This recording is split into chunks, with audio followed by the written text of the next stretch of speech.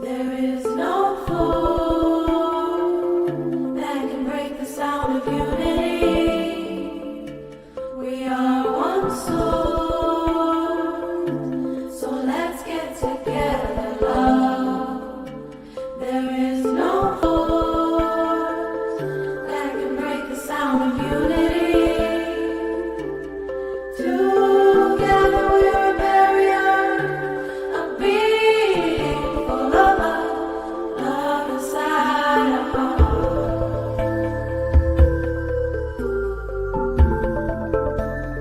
love inside our heart,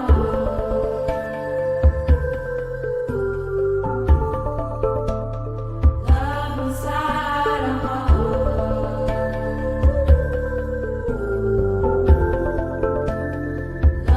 inside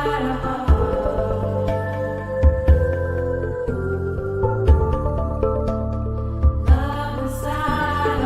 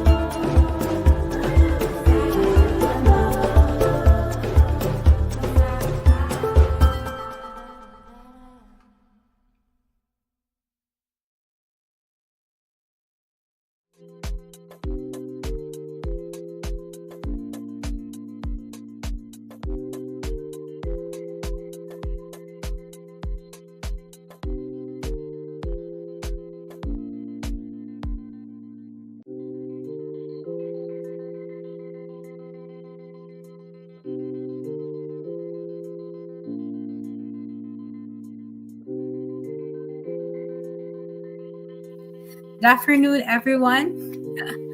And I didn't realize I was muted. Good afternoon in the Philippines. Good morning in Europe and other parts of the Western world. And yeah, good evening to the other part of the Western part of the world, Oceania and the islands. Good day to good Sunday to everyone. Blessed Sunday. Good afternoon, Rod. And Rhoda, blessed Sunday as well. And Nina, good afternoon as well. Yes, welcome to Au Mayari Live. Thank you for joining me into discussing, and this small, short awareness talk about soul origins. Okay, so there's Janelle, good afternoon. There's also Brian, Jamar, and Jenny. Magandang hapon din. Yes, it's a very exciting topic today. Good afternoon also Bert and Maui and everybody else out there, Ron, okay? And if you're not from the Philippines, please let us know where you're coming from. Yeah. So there are those connecting from the shop, from the Divine Soul Connector page, and even from YouTube, and also from the Philippine Academy YouTube page. Hello to Lala and Marie Bell. Hello. Hi, Nicholas. Good afternoon. Hi as well. I don't know where you are now or if you're still in Sweden. Yes. So it's been a while since I did this Au Mayari live. Yes. And sadly, because of the changes in Facebook, we have to transfer our live sessions in a private space. So if, for example, you missed some of the Au Mayari live episodes in the past, where we would talk about plant medicine, we talked about extraterrestrials and star seeds, we talked about Akashic records and all those things. What we did is we downloaded all of these episodes and we will be putting it in one vault, in one vault, which is still being created now. And if you want to access all those Mayari episodes, like also for this one, for example, if you want to go back and hear about the topic, then you can join in for free. We're creating a Divine Connectors Club. You just email me at divinesoulconnector7@gmail.com. Now, let me take away the ticker so you can see it more. Oh, let me type it again.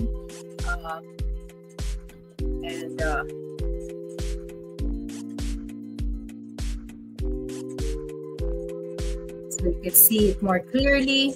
There you go. divinesoulconnector7@gmail.com. Just let me know if you are interested to access all those videos. And also our future videos will also be done we'll be creating a web page for all those who want to be members of this club, for your awareness. Hello to Jessica. Hi. It's nice to see the people. And Nina said that Nina is interested. Yes. Okay, so for those people who wants to join in the discussion, put in your 2 cents, you may very well do so. And I can feature it here in the chat box below, like for example, like this. I can click it like that. And for those people who have very good insights and very good questions, I'll be giving them some prizes. Yeah, some exciting prizes. So I hope you can hear me well. Let me just, I think the music is very loud. There. And good afternoon to Josephine. Yes. I'm happy to be here again after quite some time of, being in, like, quote unquote, involuntary vacation. So after some time of my journey, I was every day working on myself every day to kind of get more insight of my direction and my purpose. And there's just one thing that stands out, and that my purpose as a connector. So just to say it like a banner out there, the realization that ever since the spirits kind of like initiated or contacted me to tell me my purpose is a connector, and a divine soul connector is somebody who is connecting you to yourself, connecting to your emotions, to your body, mind, and spirit, connecting to earth through the plants, through cacao, through ayahuasca, and also connecting you to others through love coaching and relationship coaching, and most especially connecting to the spirits and through the Akashic records, and also connecting to God. That's the biggest thing, connecting to everyone.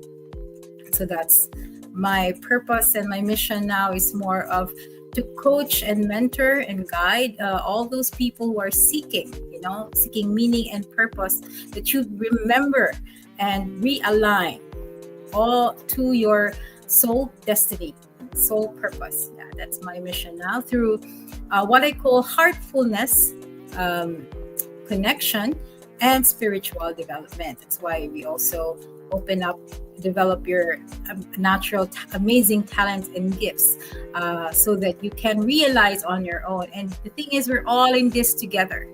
We are in the time, in the period, exciting period, and very challenging period in the spectrum of the age of our universe, and especially our Earth and our earthly realm, where we're all, including Mother Earth, are ascending to a higher level of consciousness. And the purpose of why we're discussing this is more of to understand ourselves and our purpose, our role in the scheme of things, because I'm sure um, there are a lot of people who are messaging me how they're lost and confused, especially during these challenging times. Yeah. Okay, so how will this go? If you've already seen if you can go to, I think I shared a survey or a questionnaire about what is your soul origin, and you can like do so if you haven't still answered that, to see the qualities that gives you hints. I crafted that questionnaire to give you hints as to what kind of soul origin are you. Yeah, and today's topic, we will touch a little bit of the creation of the universe, a little bit, not so much. Maybe the creation story of the universe is vast, and I think it takes one separate live stream just to explain that. I will touch a little bit more on that, and then we will have some form of definition of terms so that we will be clear on what we're talking about, and finally to kind of go and zero in to the kind of souls or the kinds of essences that we have, that we may understand ourselves. Why am I this? Why am I always sick? Why am I always have this empathy for the world, or I have this I cannot stand suffering and I have so much compassion and love, I just don't know where to give it to. Those are telltale signs of where the essence or the origins of our soul. Okay, so let's begin. And if you have questions already, or you have to put your 2 cents in, just put in the chat box. And if you want a discussion, I can give you a link. I can guest you here if you have more insights to give. So you're so welcome into this live stream. And this is an awareness for everyone that we can share our connectedness and eventually realize that we're all just one. That's the point of all this. Okay, so I'm sure the majority of the people who are joining into this live stream are so much, are seeking to understand the nature of the universe, the nature of their soul. And this is where spiritual awakening starts. There is intuitive awakening. It's when suddenly from only seeing through your a range of vision, or hearing a range of decibels, or feeling, we kind of suddenly feel more, hear more. Suddenly we think we're hearing voices or seeing things. This is what you call the intuitive awakening, where all your senses are opening up more to accommodate, the frequencies that are there, because your consciousness has already can accommodate this. Yeah, that's why we do intuitive development, is for you to harness more with this new set of, let's say, wheels. This new set of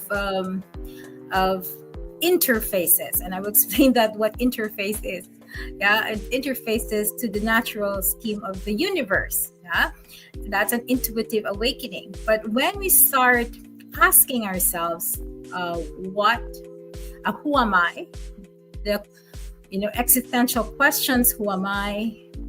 Why am I here? What is my purpose in all of this? Where did I come from?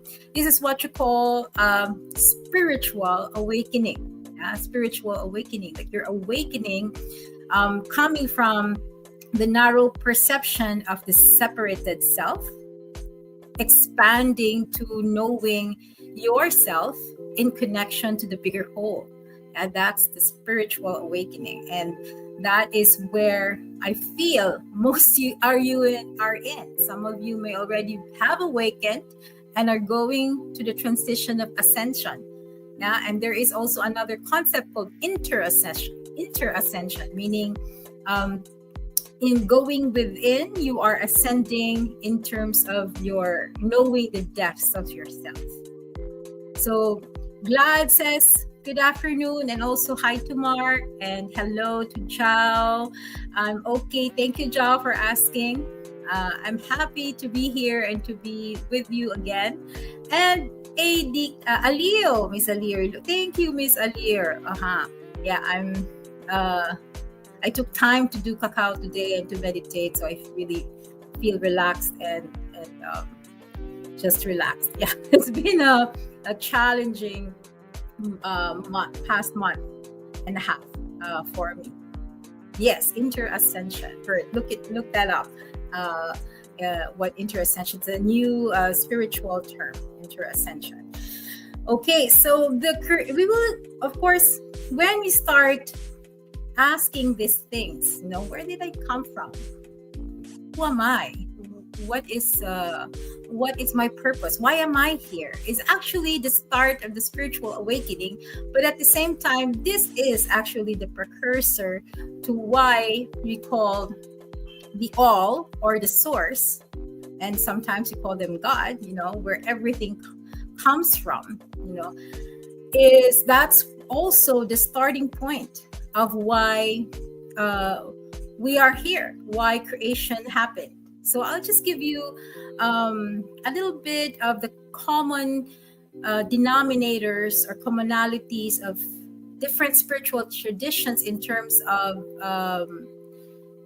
of creation, the creation story, because it varies from tradition to tradition, but they have common points, and the first common point is that they usually go to the point of oneness, like everything, there is everything. Before there was none and there was just everything. And sometimes, like even in the Bible, it is depicted as everything was water. That was what was put in the Bible. And also in other spiritual traditions, they call this the void or the nothingness, or it's the water is a cosmological water. It's just not the water that we have, that we can feel. Then what it has is just a vast array of energy that's projected across everything. Yeah, and that's it's a concept that's the oneness, and the property of this oneness, this one projected energy, is what sometimes some people call prima materia. Yeah, it's not really nothing. If you look at the science right now, in the advancement of science, when they look at space, it's not actually nothing. It's not just space. There's bubbling, pre-material. Prima materia means pre-material. The vastness of space consists of materials before it had form. Yeah, it is there.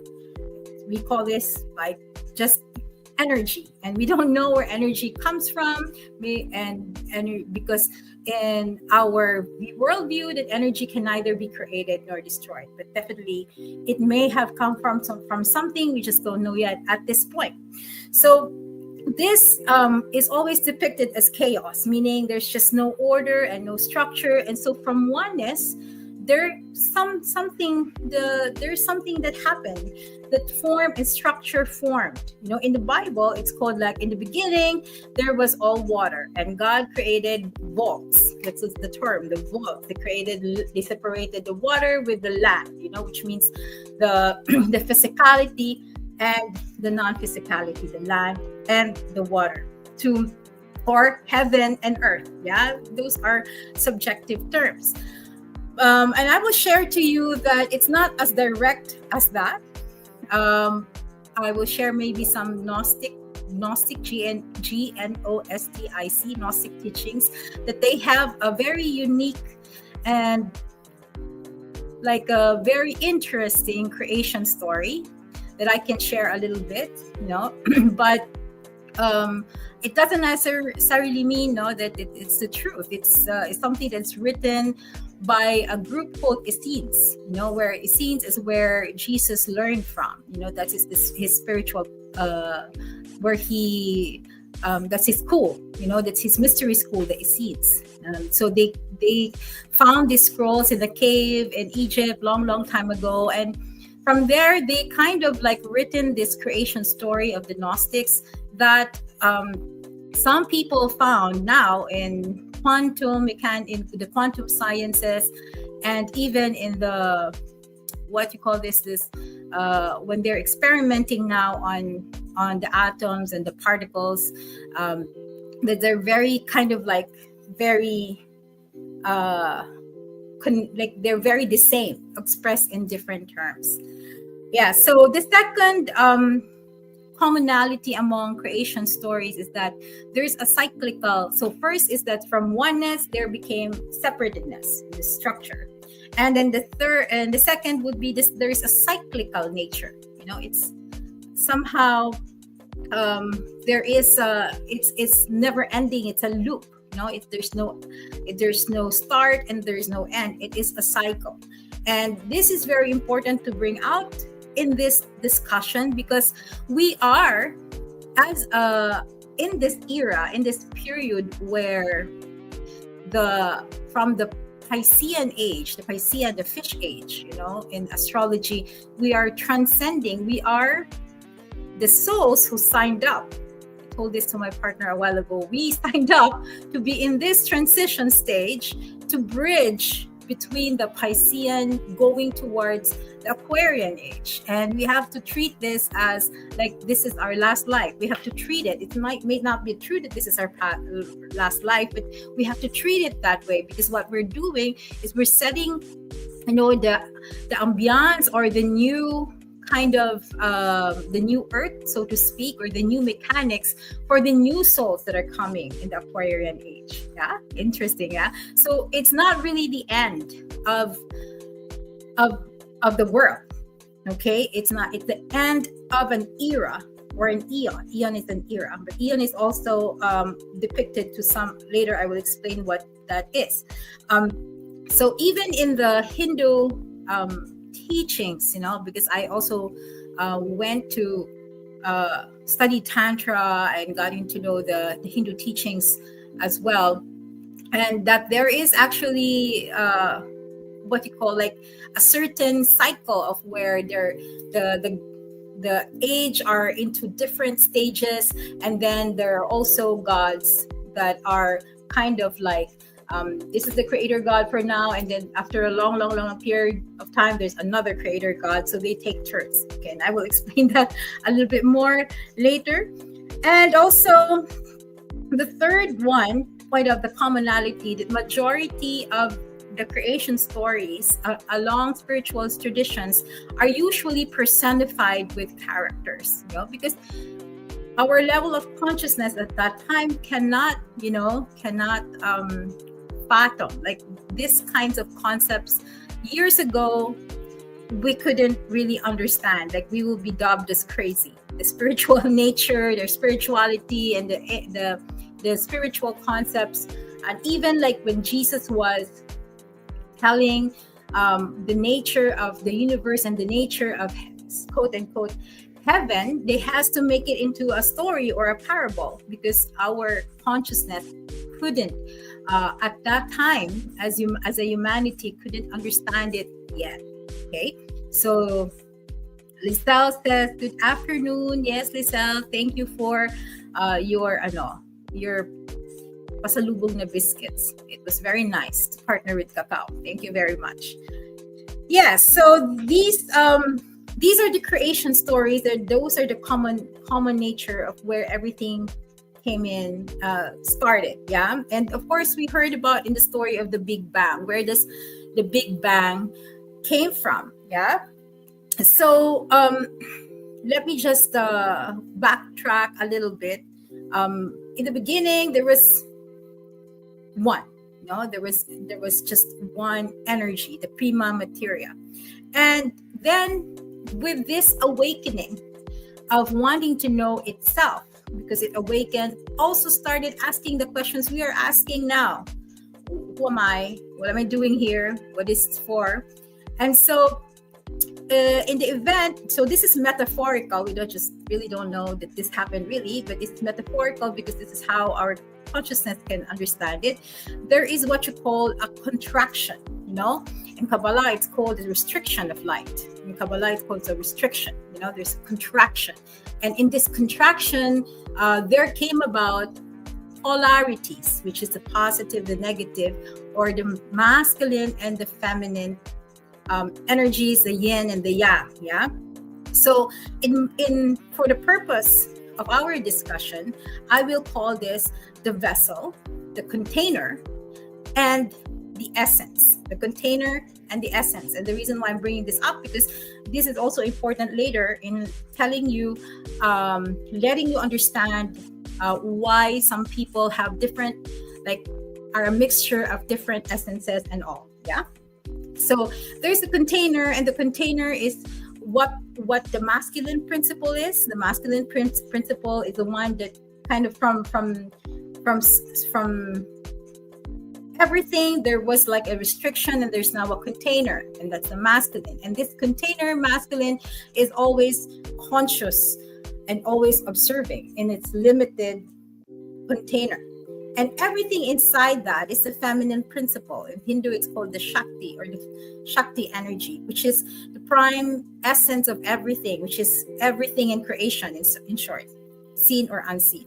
Yeah. So there's these two polarities, and these two polarities kind of like brought forth, of course, a third perspective, which is the one that is a container experiencing itself.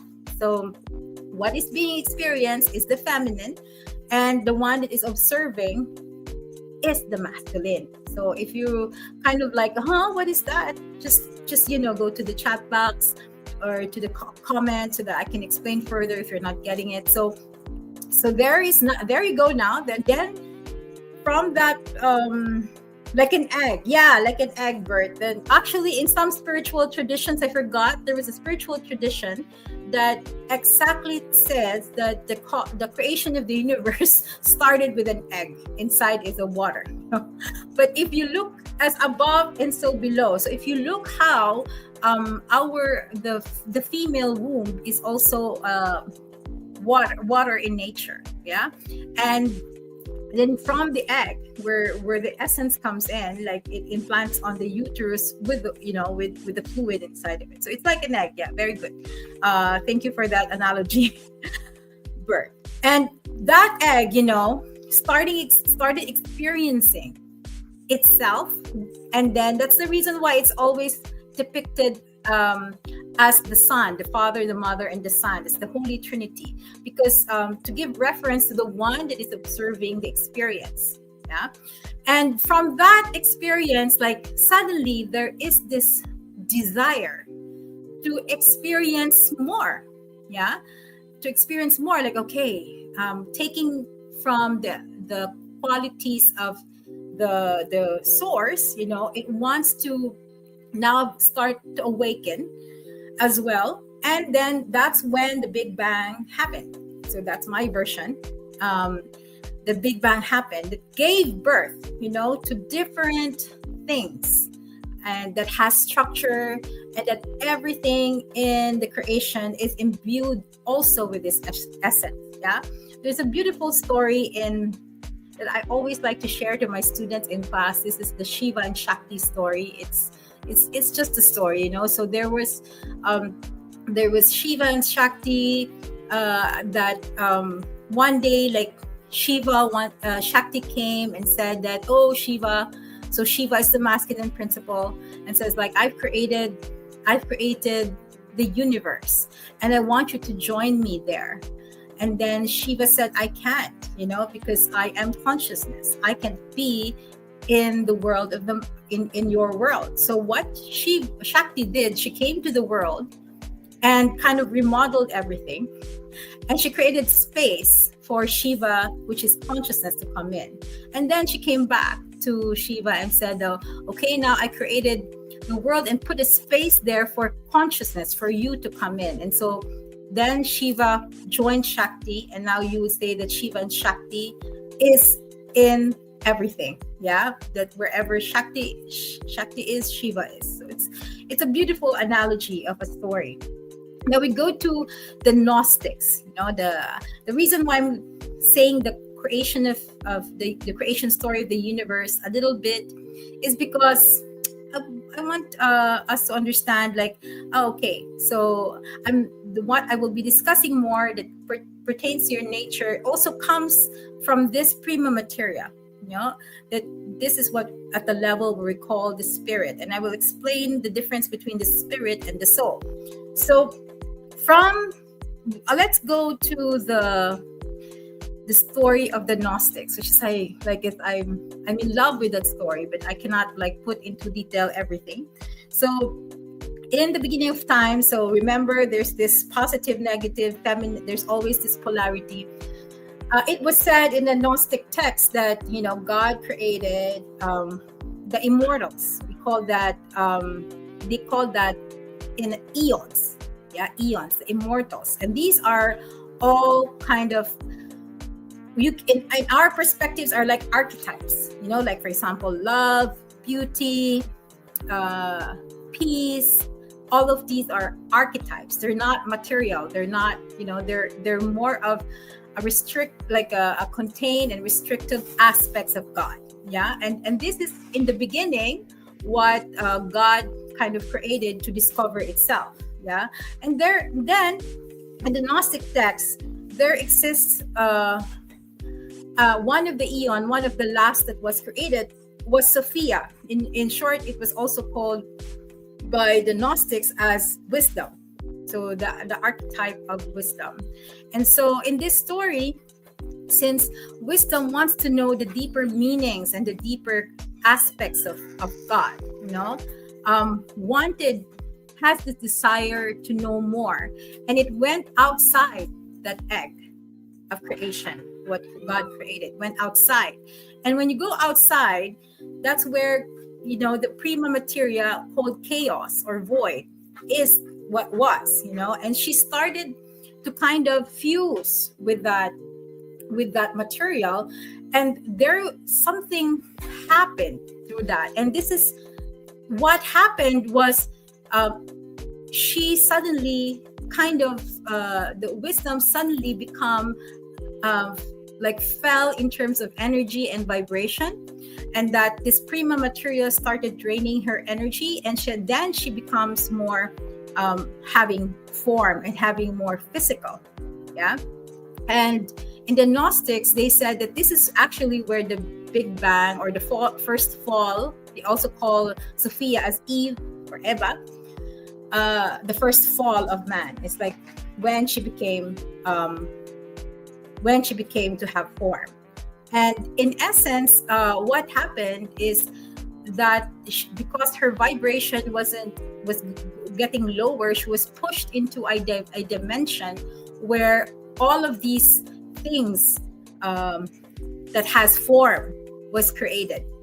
And now, like the journey of being conscious of experience has turned into the physical.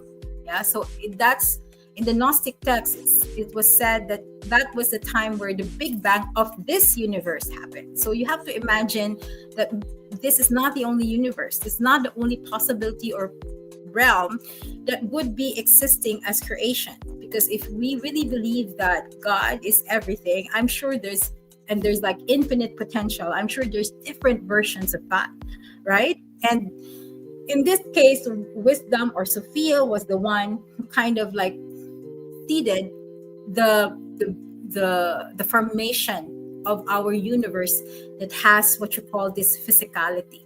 And of course, yeah, some people have kind of quote unquote demonized the feminine principle because of this, but actually it has gave us, wisdom, gave us a seeking for more wisdom. So it was some form of a path where everybody like from one, we became a lot of different things, from planets to solar systems to stars to different beings experiencing, and at the same time is conscious of the experience. So that's their version of the creation story.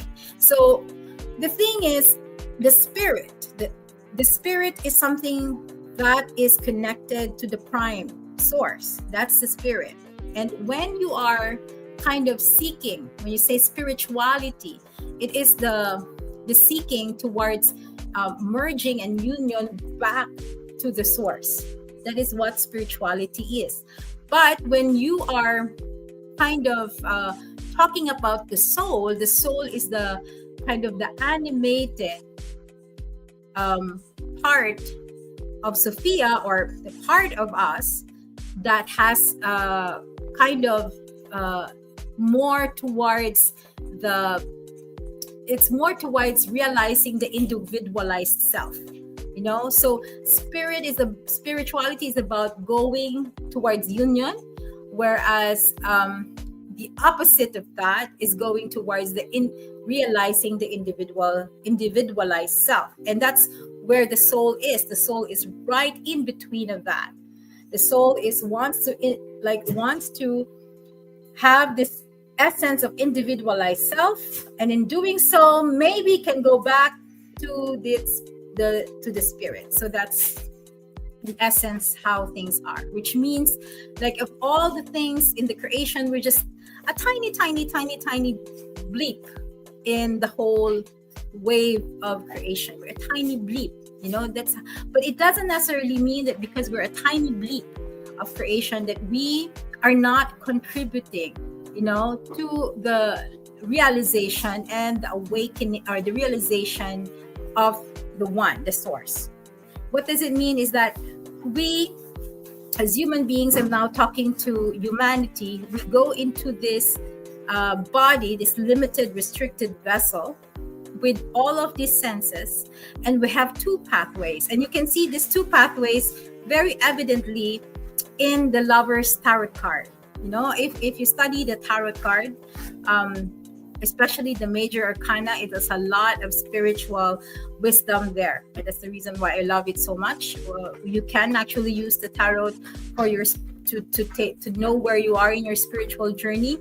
And the Lover's card, or the number 7 major arcana, has this masculine energy, and then there is the feminine energy. So you would see two naked man and a woman, and this depicted as Adam and Eve, for example. And if you see that the woman is looking up, right? The woman is looking up because it is desiring to be in union with the spirit. Yeah, whereas the man is looking at the woman. If you see the Lover's Tarot card, you can look it up if you have tarot cards there. And this man is actually the masculine principle, trying to observe the journey of the woman as it unites with the spirit, but is still on the process of actualizing its individualized self. It's in that process. So that's the union of this masculine and feminine. Actually is the ideal, right now. And if you look at the card, there's a little bit of imbalance. They think that the Lover's card is about having lover or having a love life. No, it's about deciding where you want to go in terms of your spiritual journey. Do I want to be the woman going towards this ascension and going towards the union of the spirit, or do I want to embody the masculine, which is to go and realize my individualized self? Okay, so that's the introduction to everything before we go to the different kind of soul origins, because it's important to understand the origin of the universe first. So I hope you get a little bit of gist of how that is. And so we go now zero in to our own universe. And in our own universe, as I said, it's like a bleep. It's a small disruption in all the sea of creation, for example. We kind of because of the Big Bang, let's just say that we were, it was said, and this is according to some spiritual texts, that we were divided to different souls, and these different souls kind of divided into certain groups, right? And in some spiritual texts, it's called monad. Monad is like a group, a soul with like the oversoul, and this oversoul has like different souls. So this, if you look at the like the, when you do the mandala, for example, when you draw a mandala, right? The mandala, my shower curtain has different mandalas there. I really like it. And then when I was showering one day, I realized like, oh, so these are how each soul group might look like. Every soul group is different from each other. Yeah, and these soul groups are initially it was said this is what they call about the 1,444 individuals. They were the original souls in this realm, only in this realm, because there are other realms, in our universe. This is not the only realm. There are different densities, there are different planes, there are different dimensions. Like it's like, imagine if you go to, if you like snorkeling, which I really love, and you go to look at the sea, and there were times that I feel like I'm a god looking underneath the sea, and you would see like, oh, so there are different kind of coral reefs, communities, fish, groups of fishes and stuff like that. It's like that, like every soul group has its own uniqueness and its own beauty, and all of them are having this journey, and this journey is guided by, actually, by astrology. And I have when I do soul relationships, I explain to people like, oh, this is how you relate, and your evolution of your soul in relation to others can entirely match where you are in the wheel of your astrology. And all other I think like in Kabbalah, they also support that. They have their own Kabbalistic astrology. They even have their own karmic pattern, which is in the North Node. Yeah, so the astrology is something like a map for the soul to guide you in terms of where you are in your soul evolution.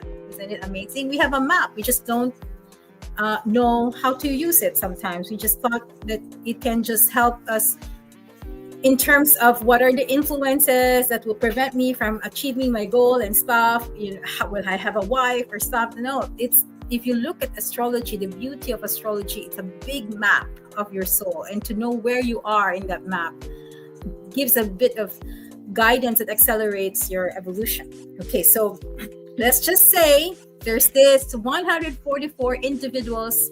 It hasn't yet come into physicality. They're going towards the physicality. Of course, they have to experience first like the different forms. So the formation of the planets and the stars is part of that. Don't you think the planets, the stars, and the sun have their own prima materia in it? Of course there is. Don't you think that they have consciousness? Yes, there is. Even Mother Earth has her own consciousness. Even the Mother Earth, the planet we are in, are on her soul journey. Yeah, and that's the reason why like some of us are actually born the essence from Mother Earth, and that's the first soul group, the ones that we call the earth-based souls, the originals, souls that come from Mother Earth, like that really was birthed, and that genetically are coming from Mother Earth.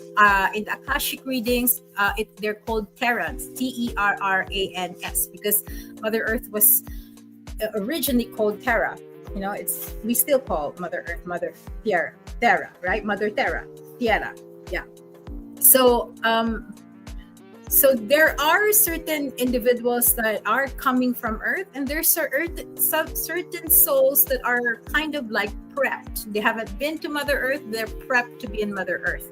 So before going to that, let me just give you like some form of like analogy on how the system of creation is kind of set up. Yeah, and this information I also got from different sources, from Akashic readings, from journeying with the plant medicine, and and to explain, or in the meditations, for example, to explain to me like the nature of things, of how things are set up. So the best now, because of technology, we can use like technology as an analogy on how things are set up.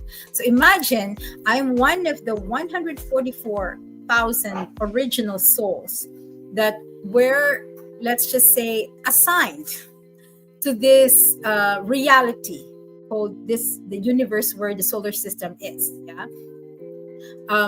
And I have a computer, and now what I'm doing with this computer is I'm interfacing with the computer using my mouse, right? And the mouse cursor is actually me in that realm of where it's connected to the bigger like internet highway. Yeah. But then I also have a tablet, and I also have a phone, so I can interface as May in all these different gadgets. Yeah.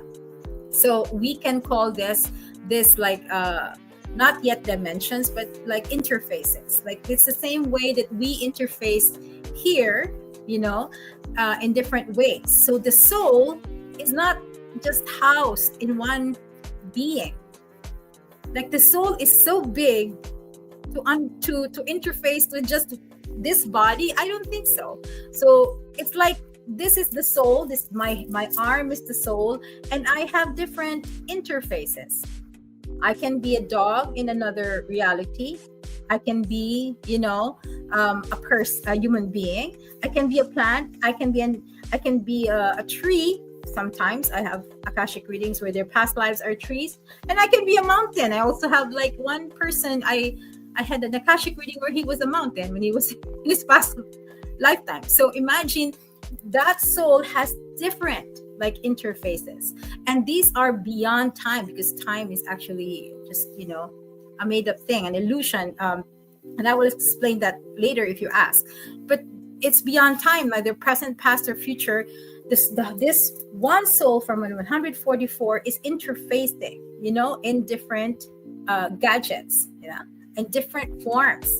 That's how the soul is. You have to understand that one soul, we are not a body experiencing the soul. We are a soul experiencing this specific body.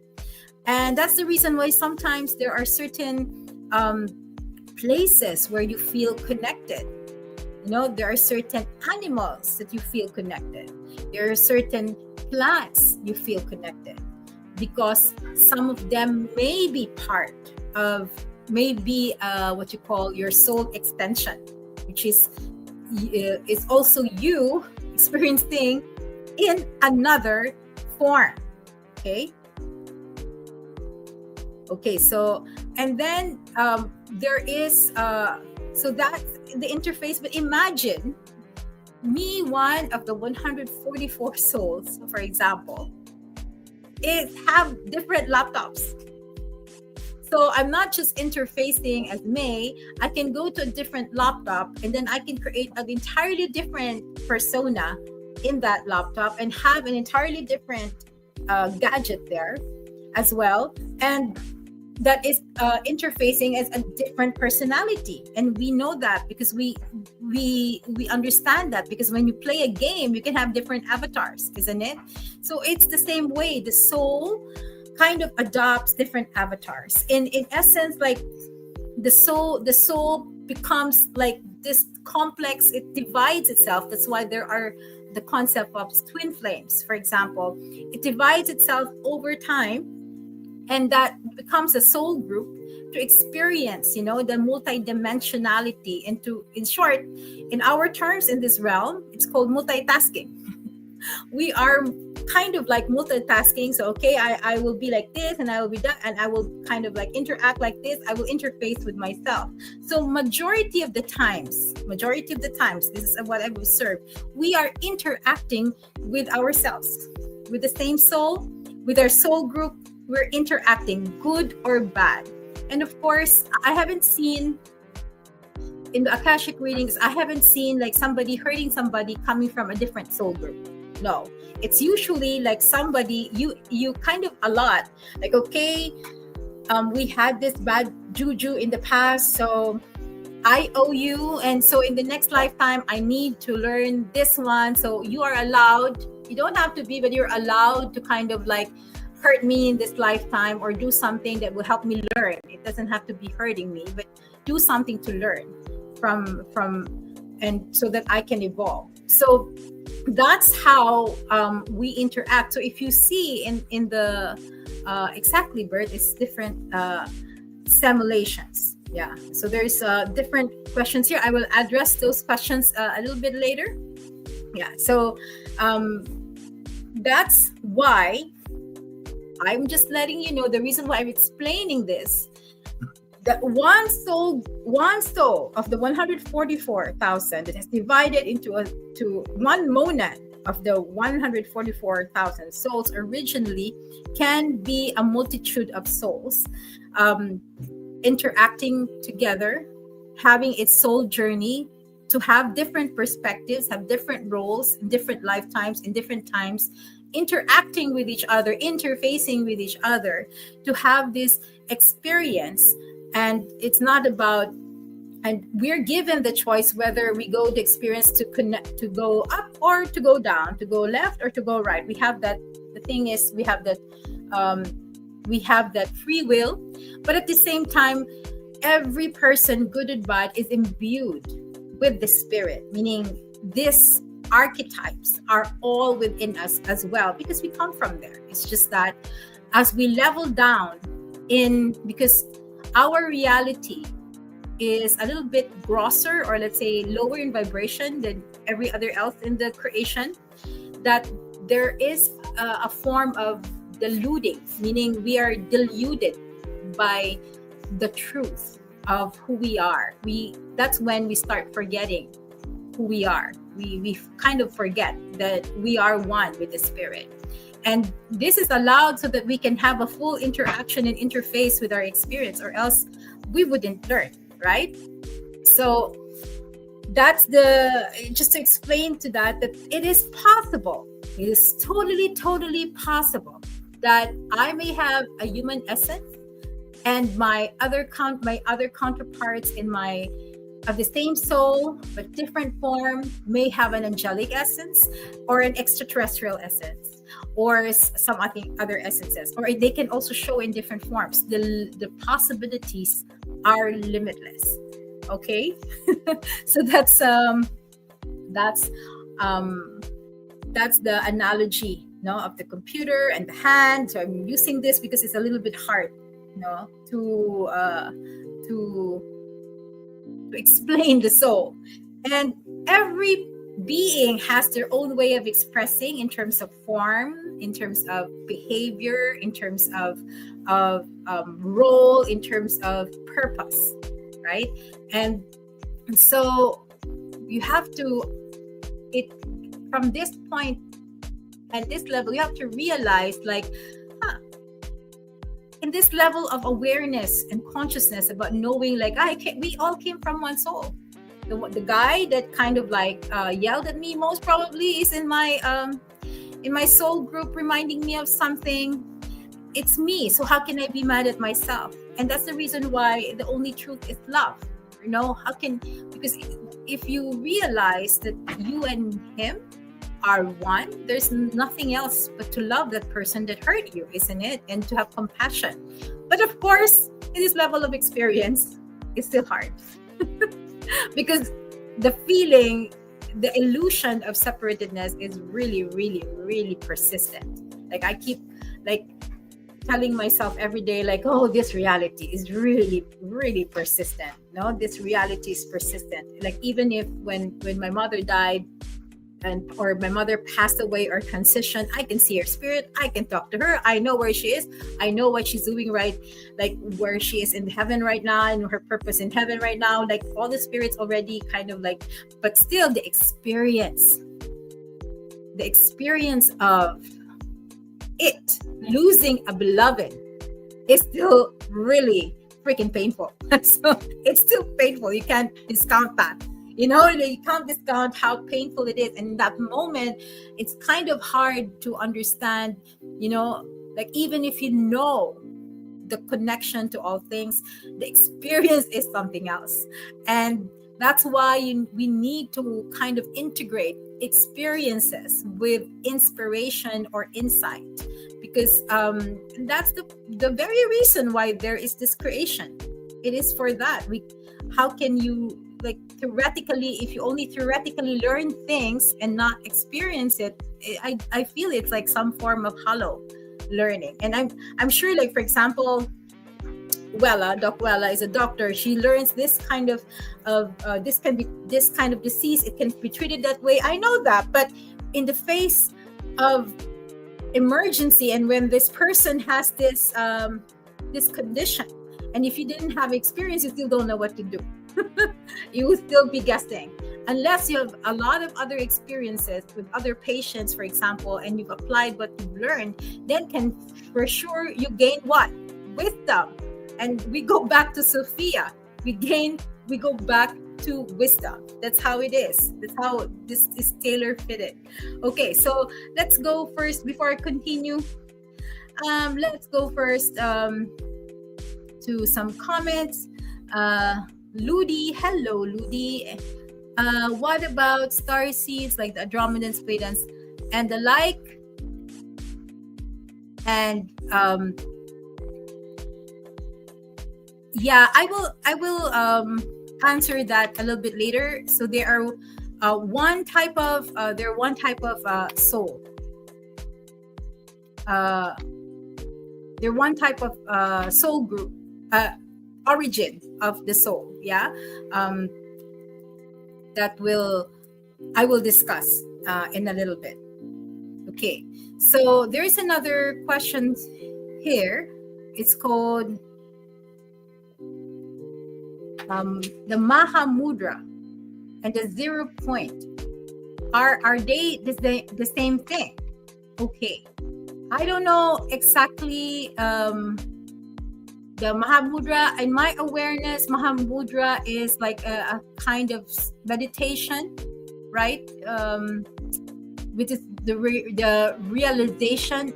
So I don't exactly know what you're asking, Jessica, but if you're asking about enlightenment, for example, which is there's a term for that in Hindu, samadhi, yeah, is if that's the 0 point. Okay, just to let you know, in the scheme of things, so this is what I know. So the 0 point actually is some form of what some quantum or quantum spiritual people, saying that the 0 point is when the Earth shifts its polarity. It reaches a certain point, and then it reaches a 0 point, and then it shifts. That's what I know about the 0 point. Yeah, the 0 point in spirituality, what I know is when you finished all your karma. That's what I know. When you finished all the karma, and you've reached the point of like not yet samadhi, but like a 0 point, which is there's empty. Then now you can go to your dharma with very clear, no more karmic baggage. That's what I know about the 0 point. So please let me know. The Mahamudra is somethingness and nothingness. So I don't know so much about that term, the Mahamudra, but if you're talking about the somethingness and the nothingness at the same time and the 0 point, I feel they're both well, if you are pertaining to the creation of the universe, yeah, it's a good term to say 0 point is where the point everything starts, from nothing to something. Yeah. So that's in the creation story. That's always in different tradition. It's also one commonality. From nothing there came something. But actually, it is a metaphorical term in scientific terms. In the quantum physics term, that nothing is also has something. It came from something else as well. So in the spiritual level, yeah, in the spiritual text, there is not that something that came out from nothing. It pertains to the there. I feel there's similarity, but I really feel they're different terminologies.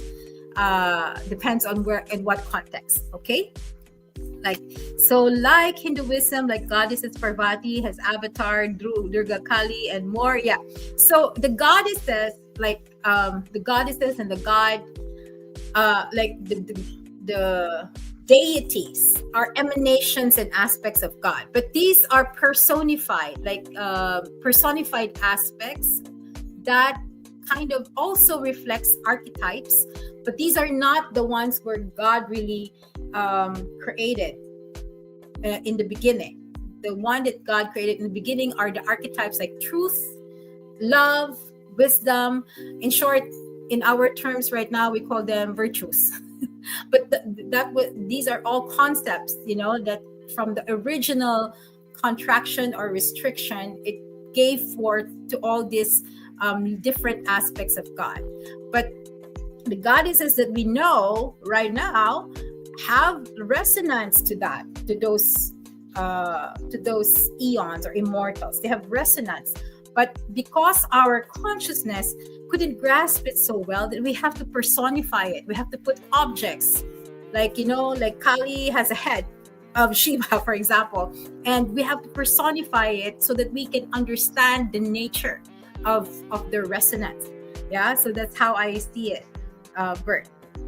Yeah, okay, different simulations. So now, does it mean most of the people we meet in a lifetime are interfaces? Most, yes, that's true, Ron. Most, in the Akashic readings, most of the people that we interact and interface with are coming from one soul. It was said that there was one from,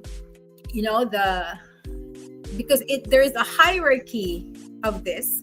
So, like, for example, Jesus and the other enlightened ones came from like a higher soul group that has evolved more. And it was also said, and of course this I cannot vouch, it was also said that the first soul group that ever interfaced with Earth, no, not really first interface with Earth, but interface during the time of the formation of the Jerusalem, was the soul group called Melchizedek. That I know, but I don't know so much. So this as a soul group from that time on has been reincarnating time and time again, interfacing in this realm, to have this experience, for example. It's interesting, like there's a soul group that kind of came here, and that soul group interfaced a long time. Yeah, and in that part of Melchizedek is that soul group of where Moses come from, for example. And then also they're saying that Moses is still reincarnating over and over again. So it's amazing. Jessica says, I understand. Good explanation. Thank you. Okay, so you're having, have a good time with your visitors, Aliu. And Bert is saying probably she's speaking about the 0 point energy. And well, yeah, the 0 point energy in the quantum physics world is when it's kind of related to the Earth shifting its poles. That's what I know about the 0 point energy. But in terms of the spiritual, there's also spiritual 0 point energy in the Akashic readings. It's usually when like you have kind of reached a point of there's no more karma. That is the 0 point, or in my understanding. It may also be different from other people. Okay, so sounds like this is connected with some people say that we experience is a mirror since we are connected to one soul or soul group. Correct me if I'm wrong. It is like a mirror, yeah? Because in the Gnostic text, they said, in the Gnostic text, it was said that, the creation of this reality is actually just a reflection of what's happening as above, so below. So it's happening in the heavenly realm, Yeah, we are merely like all this reality is more of like a reflection, and so we are like mirrors reflecting each other. Really, it's true. Like if you go into deeper sense of things. Okay, so interesting comments. Keep it coming. I'm enjoying your comments and your questions. Yeah, so maybe because I will give one, two. I think I will give. Um, I like the questions of Jessica. I like the comments of Bert and Ron. Comments of Ron. So maybe let's pause a little bit, and I will give like prizes or gifts to these three people. Okay, so I don't exactly know how for Jessica it will be received. I hope it's a course that you get. But let's see. This is the wheel. It's a Au Mayari Live giftings part, but unfortunately, just give me a second. It's not. It's not. Just give me one moment to refresh this. It's supposed to be refreshed. There you go. Okay, it's live gifting. So let's see. Let's roll and see what's the gift of Jessica. Yeah.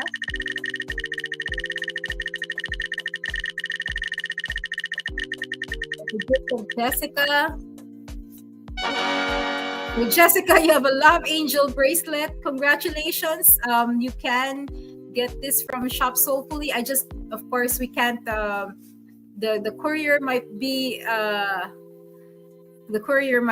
expensive. So whenever that I go there, I might go there, or like if somebody from there comes here, then I can give your price. But you have this price. We will save this for you. Congratulations. And then let's give for Bert Lim. Yeah. We'll keep commenting, keep asking questions, because if I think that, and I feel that your comments has contributed. Okay, sorry, this is already gone. I'm sorry, I'm just gonna do it for Bert a different, because that's already taken yesterday when we were doing a live sell. There you go, Bert. You now have an Health Angel bracelet. Congratulations. Just contact Shop Soulfully for your price. Just to let everybody know, for the price, for your free gifts, that we like, of course, you take care of the courier, but it just contact the Joy to get it. We have like 30 days for you to contact Joy. Like even if you don't get it now, but at least contact her within 30 days. Okay, and then for Ron, this is your gift.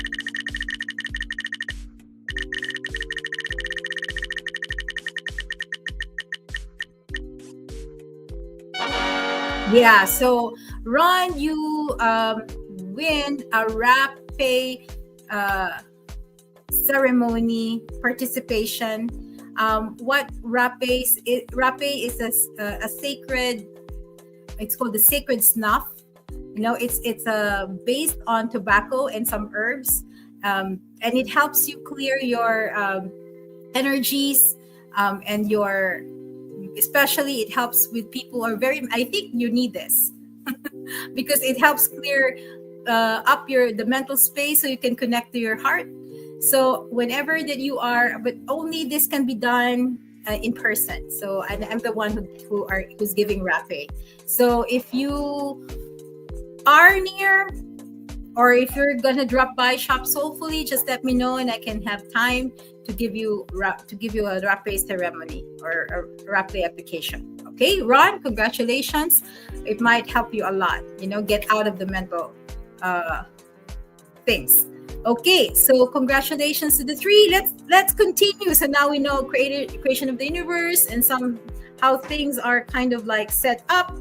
Then let's go to the origin of the soul origin. Now we zero into our own experience in our own incarnation, knowing that our soul at this very moment is incarnating somewhere else, in some realm, in some reality. We don't know. Yeah. So we have to be kind. to ourselves, we have to be kind to others, because they might be our soul mates or our soul twin as well. So that's how it is. Like, so we have to understand that. Okay, so before I delve into this, let's go to why do we need to learn it, and why now? Why do we need to learn it? As I mentioned earlier, because of the world, the earth is shifting. The polar shifts, the magnetic, and the magnetic blanket of the earth is dwindling. Everything, like, there's like some form of a lot of happening. And if you still don't know, our sun has a twin as well. And their sun's twin is approaching, and that's the reason why all of these things are happening, the earthquakes and stuff and blah blah blah, is because there's another sun, which is a brown dwarf. Because stars are usually like Sirius. No, it's always a binary system, and this is something that people don't know before. Some people know it, but now, like, the awareness of this is coming out because of the things that are happening. The sun has a twin, and because of the other solar system is kind of like not really colliding but coming near us, then it is causing a lot of things in the whole solar system. Actually, it's not just on Earth. Okay, so then there is really a feeling of being lost. And we are also in the day of age of where we're shifting to Aquarius, that we have to understand, why am I really here, so that we can finish what we need to finish, and that we can transcend. That's the whole purpose. We are, let's just say, in volunteers, and I can feel like the 33 people that are listening to this live or watching this live stream, I'm sure you signed up so much for this. So it's the soul origin, knowing who you are and what you carry, the DNA that you carry, the information that you carry, the nature that you carry, gives a lot of information as to what your purpose is and what you should be doing in this very moment in your life. Okay, that's the reason. So and we understand that we're not just acting on our own, we're acting in a collective form, because we have like a parent soul. Okay, so when I want to point out, to understand the nature of your soul origin, there is this vessel. Yeah, and the vessel is actually mostly coming from Mother Earth. You can't really have a body or a form that isn't from Mother Earth, isn't it? But sometimes this vessel that we have are imbued with other information from other solar systems and planets, or by extraterrestrials. And now, with all these disclosures, we are now understanding that the vessel, I'm talking about the vessel, not the soul, okay? Our bodies, our vessel, and when not only our bodies, but also that correspond our body. When I say the vessel, it's not just the body, but also the energy, the mental energy, the emotional energy. Yeah, it is primarily the DNA, and the information comes from Mother Earth, because the raw material of our vessel comes from Mother Earth. Okay, but because of the interventions of what Nina was asking about, the Pleiadians, the Doctrine, the interventions of the beings that were kind of here before us, before May, for example, they have intervened. Some not really intervened. Some of them are benevolent, like the Pleiadians, where in the beginning of time they seeded Earth with their genetic material. Yeah, and that's the reason why, like, some of us would have also kind of features of being a Pleiadian or genetic material from Pleiadian. So now you have like an Earth body with the information of a Pleiadian. So one of the proofs, not really proofs, one thing worth noting is, if when you go to Australia, where the tribes in Australia. And you go there and you would listen to their origin story. That's why I was keen to their origin. And they actually know that they came, that their genetic material came from Pleiades, that their ancestors are from Pleiades. Yeah, it's like they share this in oral tradition. They're very aware, and they have like this supernatural abilities that this modern man cannot do sometimes. The modern man cannot understand and comprehend how these aborigines, in Australia can do certain things. Yeah. And it's because if you ask them where they come from, they would tell you they're from Pleiades. And then you would also go, if you go to the Dogon tribe, and the Dogon tribe also has an origin story telling them that their origin is from Sirius. So they're Syrians. So if you look into kind of history, there are certain influences or genetic materials coming from interplanetary sources.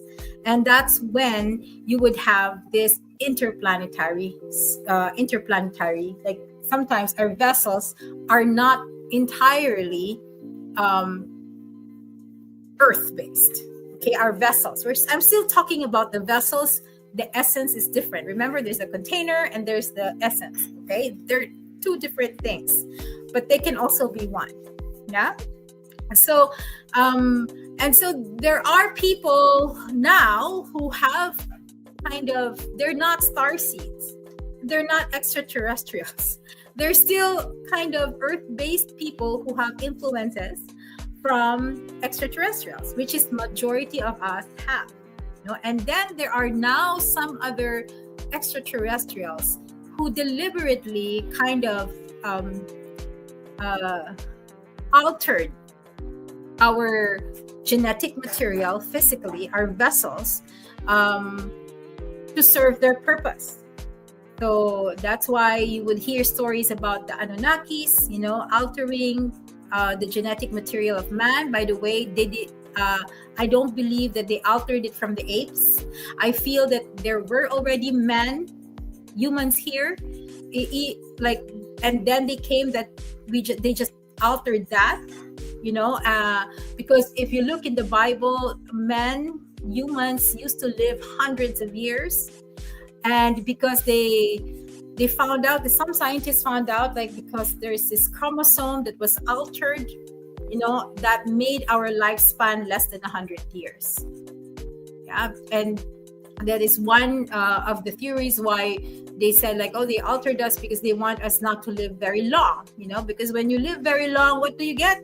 Wisdom. Yeah, and when you get wisdom, you connect to spirit. So that's why I wanted to share the Sophia story.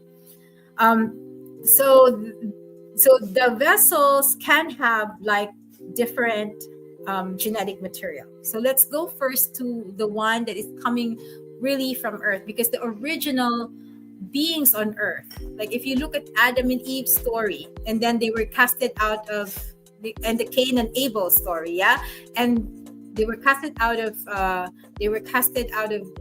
Garden of Eden, Eve and Adam, and then there was this Cain and Abel, and Cain murdered Abel, and Cain was kind of again casted out, but he married some other people. So where did these people come from? Because there were people here already. And this is in the Akashic records. They always term this when they ask me about their soul origin, that there are few Terrans.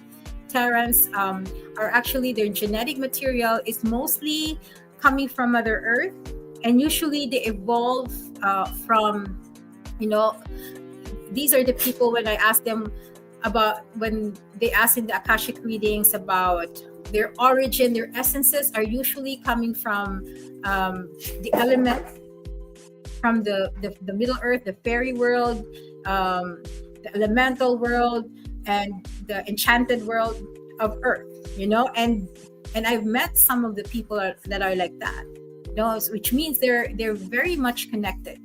to Mother Earth because their genetic material is Mother Earth. They usually turn out to be shamans. They usually turn out to be an advocate for the Earth because they're very much connected to Mother Earth because of their genetic material. So these are the Terrans. That's the first, I can point out as soul origin. Very few are Terrans, and the reason why it's very few because a long time ago there was this intergalactic war, and the Terrans were a little bit wiped out as these extraterrestrials just came in, and some of them kind of tried to infect their seeds here or live here or modify the beings here to fit the biome so they can live in this earth. So that's what happened. Very few. I think in all of my Akashic readings, and I've been reading for years, I think there are only 2 that I met that are actually Terrans. And what I usually see from them is like they're very grounded on Earth. They have natural ability to communicate with crystals, natural ability to communicate with plants, natural ability to connect to Mother Earth, natural ability to know when the earthquakes are coming, the storms are coming. Like they're very connected to the Earth because their 10th chakra is very open. That's the connection to Mother Earth. Yeah. So these are a few individuals that roam around us. They really are the originals from here. Okay. Now let's go to the second level of souls, and soul origin. So as I mentioned, of course, all of us has Earth genetic material, or else we wouldn't have this body. We have our body raw material is coming from Mother Earth. And but because we are infected with certain genetic material from other stars, other planets, it doesn't necessarily mean that you're already an alien or an extraterrestrial by nature if you have that. Yeah. Some souls, for example, they may come from any dimension, for example, any star system or galaxy, whatever. But they've been prepared to have an experience here. Their soul says, okay, I'm going to go to this body who has this genetic material that can house me.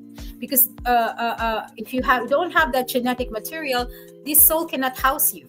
Because like attracts like, and unlike repels. That's the first law of the universe. So they will select this kind of vessel, and then even if you come from other planets or planes of existence, you come to this and you reincarnate here for a very long. You're being prepped, and from there's what they call a nursery somewhere, or soul pods, where these souls are prepped for this experience. Or even if you're angelic, but then you are one of those souls who have been prepped to come here, and so you have a little bit of knowledge of how to adjust to Earth, and so you come here in a body that has different, maybe majority genetic material from Mother Earth, and some genetic material, the vessel is some genetic material from your origin, from your original origin. We don't call this angelic, or we don't call this extraterrestrial or starseed. We call them earth-based souls, because these are usually the souls who've been here on Earth for a very, very, very, very long time. They're reincarnated for a very long time. Like, for example, the soul group of Melchizedek. So, and usually the souls have age. So, you would know where the soul age is in terms of their cycle, in terms of their reincarnation, based on what they naturally can. If you see, there are people who are very good with money, very good with business. Yeah, these are the adult souls that are earth-based souls. Yeah, and as the soul evolves here on Earth and learn a lot and become wise, they enter a point of being a mature soul, and this mature soul becomes teachers of others, of other earth-based souls. So they come to a point, they're mature enough that they can teach, then they can teach people. And usually what they teach is not about spirituality. Majority of them teach about the way of this world.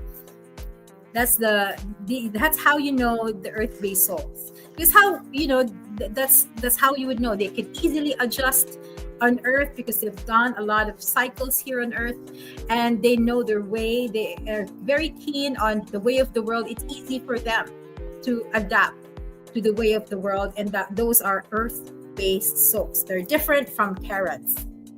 Okay, Terrans is pure, really from Mother Earth. Okay, so I will pause because there are there are certain kind of comments here. Let me just backtrack.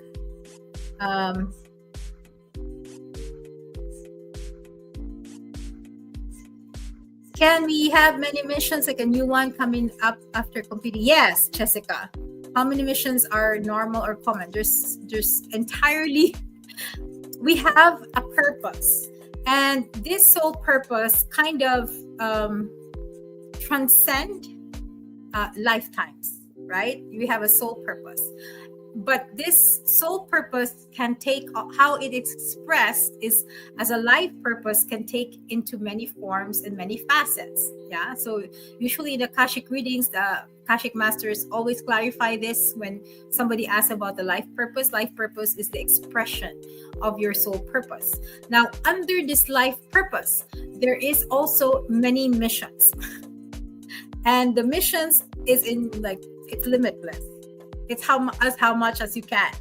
So I just want to I have one teacher, a spiritual teacher, who was teaching us Arhatic yoga long time ago, and he said, sometimes you can bypass death, because death is not a finite. It's not a finite date. You have finite exit points according to certain conditions. So for example, I will exit at this point in my life. It's still your will. So when somebody exits, it's because they want to exit too, but they also commissioned this before they were born, that they will exit. But there's more than one exit point, and that's the reason why there are certain situations where you're supposed to be exit, but then the soul said, no, I'm going to come back. So there are miracles that happen when they were dying, they came back. Yeah, so we have different exit points, and so you can totally bypass death, your exit point, if you want to. And the secret is if we are able, so it's like this. We are given a preset information of database based on what we need to accomplish in this specific area in our life. Yeah, and it's just not one. No, before you came here, you already have a number of things that you want to learn. So you call that soul intention. You have different intentions in incarnating. So once that you achieved your first soul intention, and that is quote unquote a mission. Yeah, soul intention is also a mission. Once that you achieve that, and majority of the people who are not kind of spiritually connected, they exit because they didn't know it better. I finish, okay, I exit. But if you are spiritually aware and conscious and evolving, all you need to do is upload all of these experiences and release and let go of the older. It's like changing a dress or changing a character. Upload all of these and let go. And that's what happens in plant medicine, isn't it? We need to release a lot of things, and then we're given a new set of information for the next mission or for the next soul intention. And therefore, that is if your free will, you want to okay, maybe I will exit a little bit later. Yeah, I will exit a little bit later, and then I will finish this. So then that's the reason why you can extend your life. But in essence, it's just that you just bypass your first exit point. Yeah. So you can actually have as much. They said as long as you know how to do this. The cycle of releasing of what you're attached to in terms of the way of life, the way of thinking, your beliefs, and downloading new consciousness. Yeah, that's where a lot of people are in now, isn't it? That's how you can have other missions or bypass your exit point. Does that make sense? Is it possible to do grid work while sleeping, dreaming of bilocating, or do we need to be physically there to make an impact or heal and activate ourselves and the earth? Do we need to do certain rituals to do the work efficiently and correctly? Well, Jessica, it depends. Some people have these abilities because it's part of their purpose and mission. They can bilocate, but in essence, in principle, like, because we are all one, we can access anybody else in our soul tribe, soul group, in our monad, and heal them. We can actually. But for certain people, they do need to do rituals. It depends on case to case. It's a case-to-case basis. Some people are natural with it and some people are not. And what you would know how to delineate is because you have that purpose and you have that natural ability or talent to do so. Yeah. I'm not saying that it's impossible. I'm saying that for some people, you need to exert more effort just to do the same with the specific abilities because of their soul purpose. Okay, I hope that I answered that well. Okay, let's go to Bird. The Aborigines will tell their origins referring to their concept of the dream time. Yes, that's true. Is it possible for other ETs to alter our genetic material in this day and age, even if we already reached the age of maturity? Of course, they have that capability if, for example, that's what your soul journey, you have designed it. Again, we have, like, before we came here, everything has a little bit predetermined, but we still have the free will to allow it or not. That's where we have free will, allow it or not. But if you're meant to be, before you came here, in your script you said I will be altered genetically, then yeah, that's possible. Everything's possible, Ram. Okay, they have that technology. Okay. Because yeah, I will tell a story in reference to Ram. There is one person that I know during COVID season. The Syrian spaceship crashed in his backyard. And because of the energy, he suddenly kind of transformed, that he can heal people with sound, creating these sounds, and he's still existing till today. And I sent people to him when they have COVID.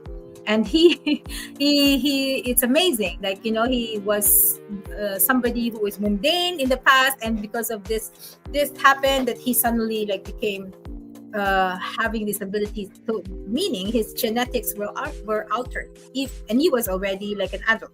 So it is possible. Okay, so I hope that clarifies things. There is chatter on the net about an impending event coming by 2027. Is this about the sun's twin dwarf star? There is so much disinformation out there. Okay, we're going out of the soul origin. I haven't gone to the we just finished the Terrans and the earth-based soul.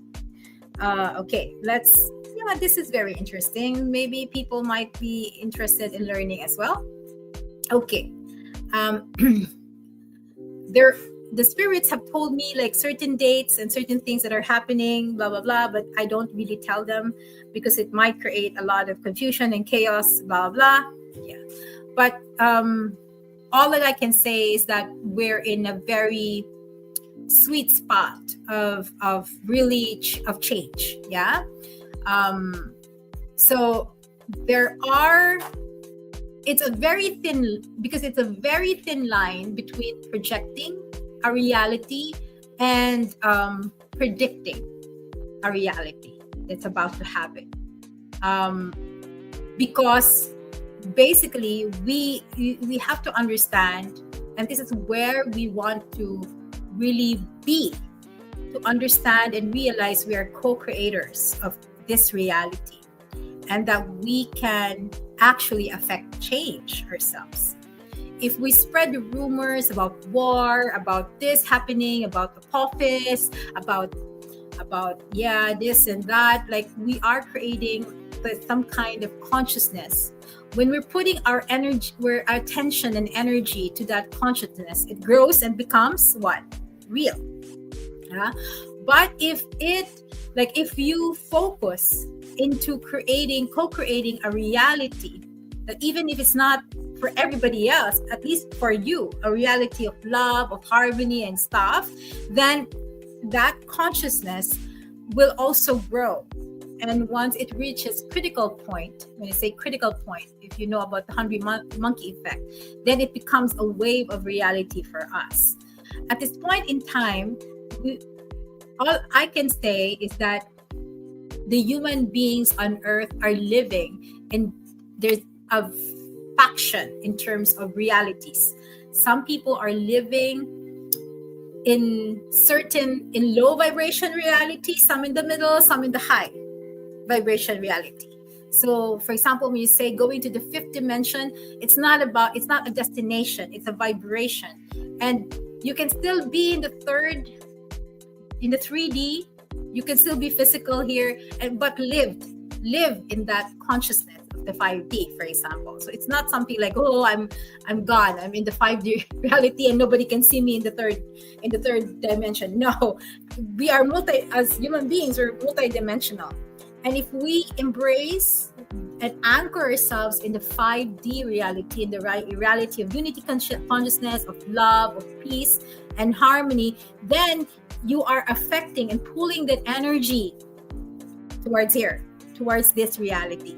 Yeah, so that everybody else can also go up to that reality. It is possible.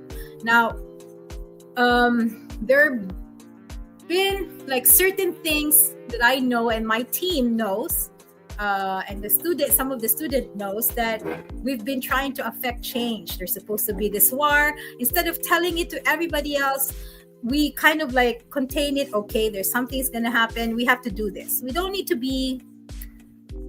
It's okay not to be right. If it doesn't happen, then yay. But if it does happen, we've done something that changes timelines. And I can say we have changed timelines enough to say that the peace that we're enjoying in the Philippines right now is somehow contributed by these amazing people who are also working in the back, and not really saying like, oh, we're doing this. No, but working in the back on their own, on themselves, and affecting change. Yeah, that's what I can say. I cannot say the current event. So whatever it is, better focus on co-creating a reality that is of love, peace, harmony, and unity, so that all of these, number one, that you can be pulled in that reality, number one. Number two, that you can help all other people around you go to that reality as well. It doesn't need to happen, these conflicts and stuff. And also that we can shift the whole earth towards that timeline where there's peace, love, and unity. Yeah, we can pull we can shift the timeline. It's totally possible. I believe that. Okay, Lisa. Hello, Lisa.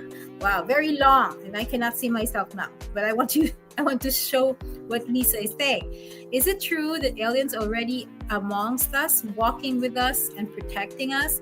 They said humans are thinking of destroying the earth, and this is why they're coming to earth to stop the destruction of our planet. There are news already that there are some group in the government already started contaminating the air with sulfur in Europe.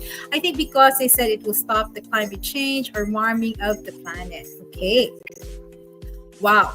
Okay, so it seems like Lisa Brew, you're like looking at the social media and updating yourself. Okay, about these things.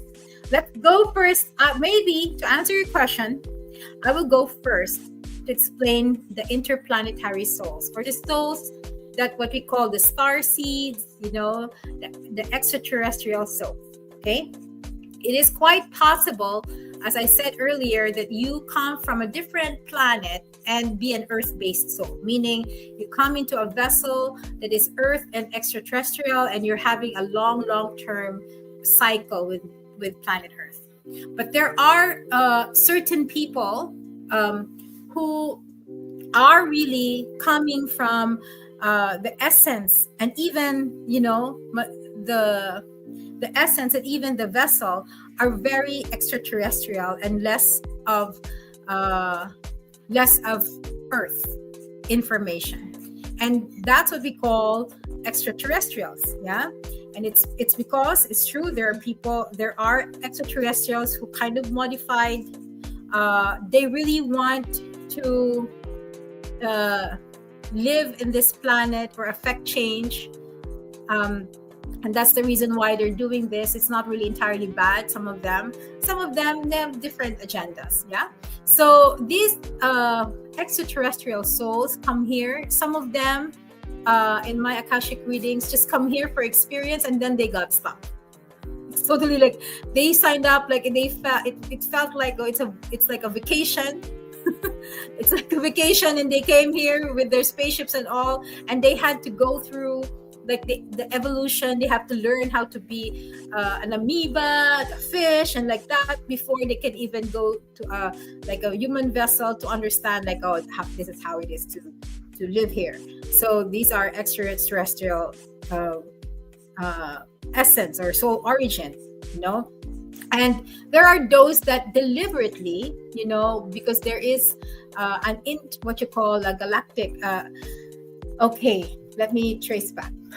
Galactic Federation, the big term, before Earth was teeming with human beings. Even way before that, the extraterrestrials has already kind of already set their eyes upon this on Earth, or in this reality, basically because it's something that's special. Like, for example, here we have emotions, and the emotions makes experience a little bit more difficult, but a little bit more special as well. And let's just say that it's also somehow like in their how do I, that I don't sound a little bit crazy, because some of the information I got connecting with my own soul family that are extraterrestrials, or my team of extraterrestrials. So like the history of Earth is going towards a timeline that is self-destructive, right? And they want to change that because the extraterrestrials, they have already technologies that take back us through. They go back in time. They can go back. They have time. They're time travelers as well already. They have those technologies already, the things that we don't have. So they get in the timeline, in their reality, they knew that this reality has different possibilities, and one of the possibilities is this self-destruction. Yeah. So they keep coming back in time, so that this timeline can be shifted. And I can say for sure that we are shifting that, but there is still a possibility that we can still go to that timeline of self-destruction. So what does the group of different aliens do is like they kind of like seed their DNA here. Like, for example, there's a dolphin alien. The aliens are actually not from here, for example, and they kind of seed it, and it comes as an animal form. Like our cats as well are extraterrestrials in the beginning. There's a race of cats called lyrans, yeah, and they seed them here. And also, like, there's a race of fishes as well from the extraterrestrial. They see them as fish, for example, and they see if they can survive in this biome, and then they kind of elevate it until it becomes this DNA they get, and then they fuse it with the Earth-based DNA, and then that's how they put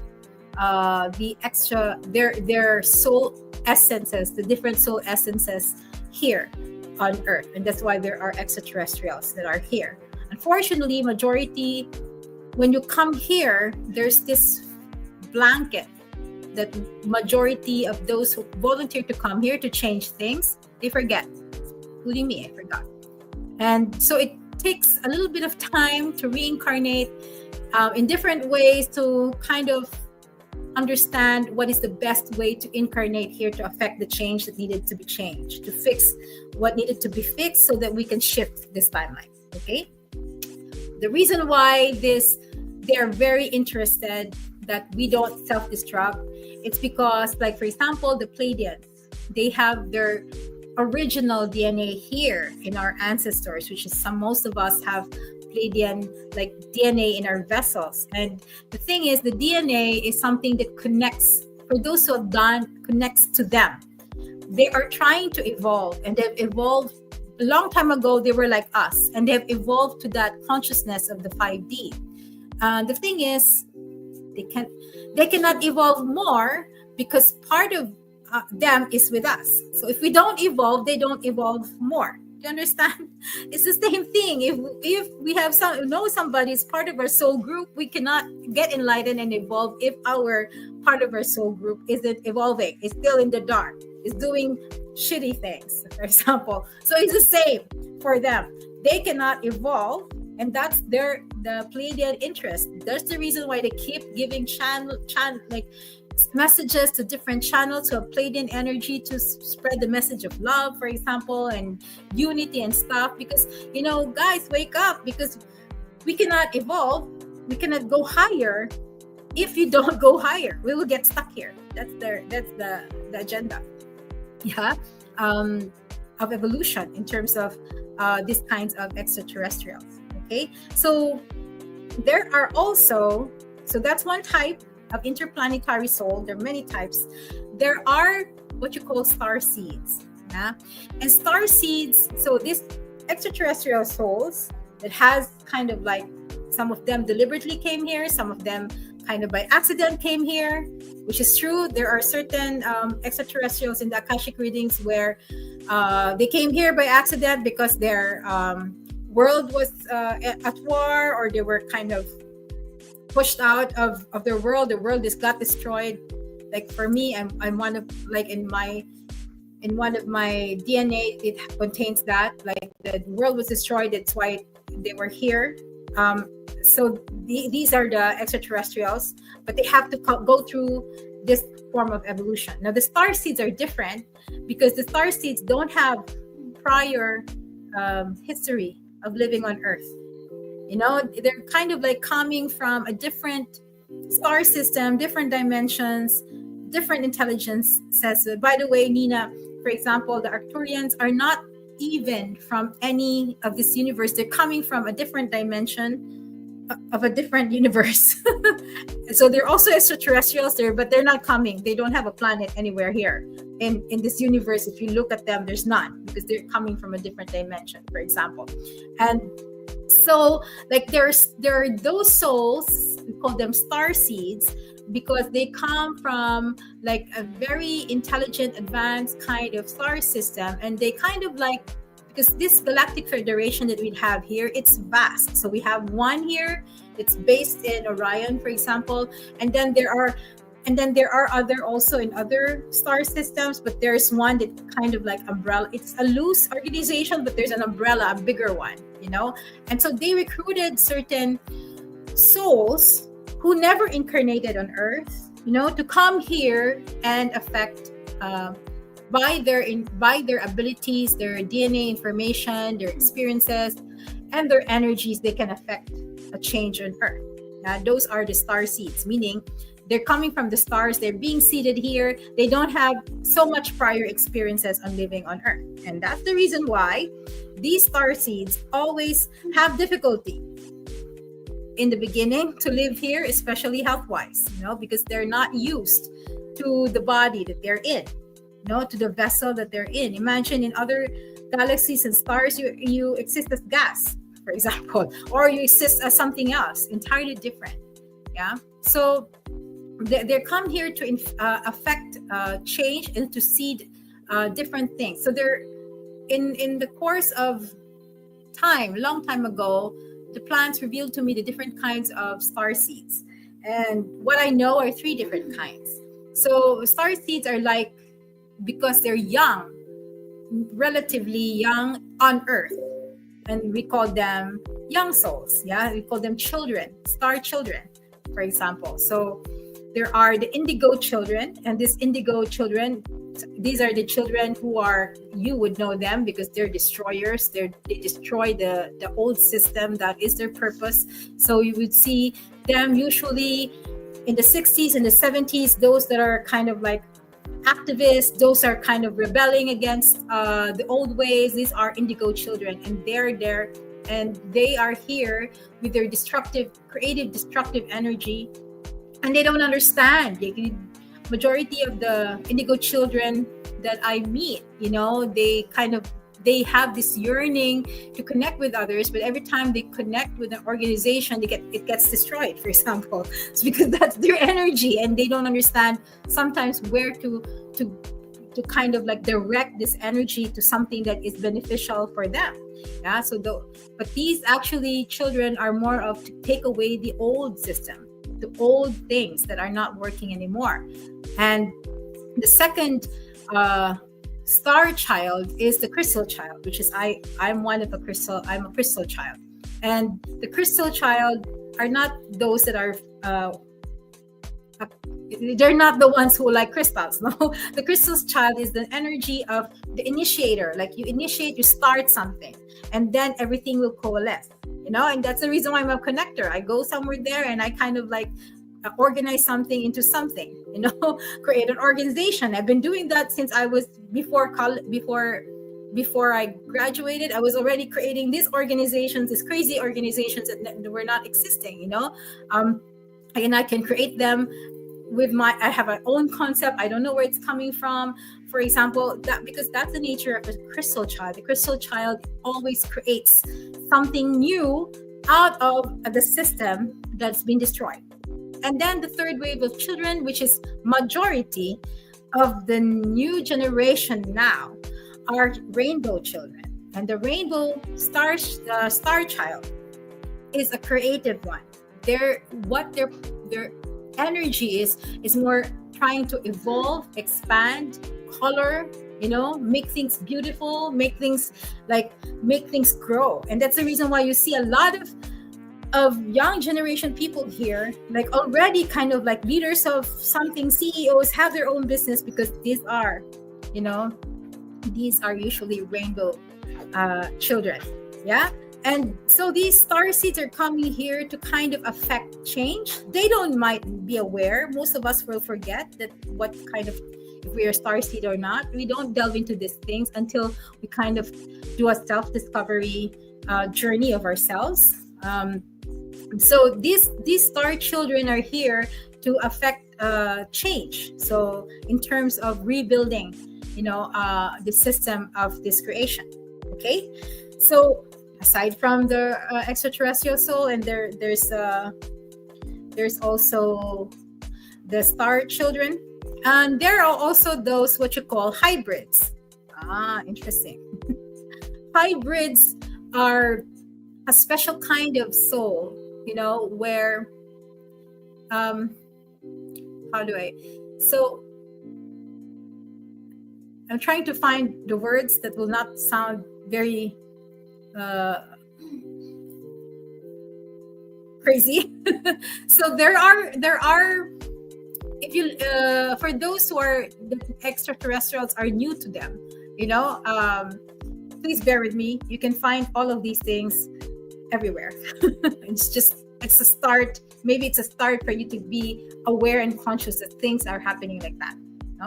There are laboratories in the sky. There are clinics in the sky. And sometimes you get the genetic material of a lady and a human, and they create hybrids and laboratories in the sky.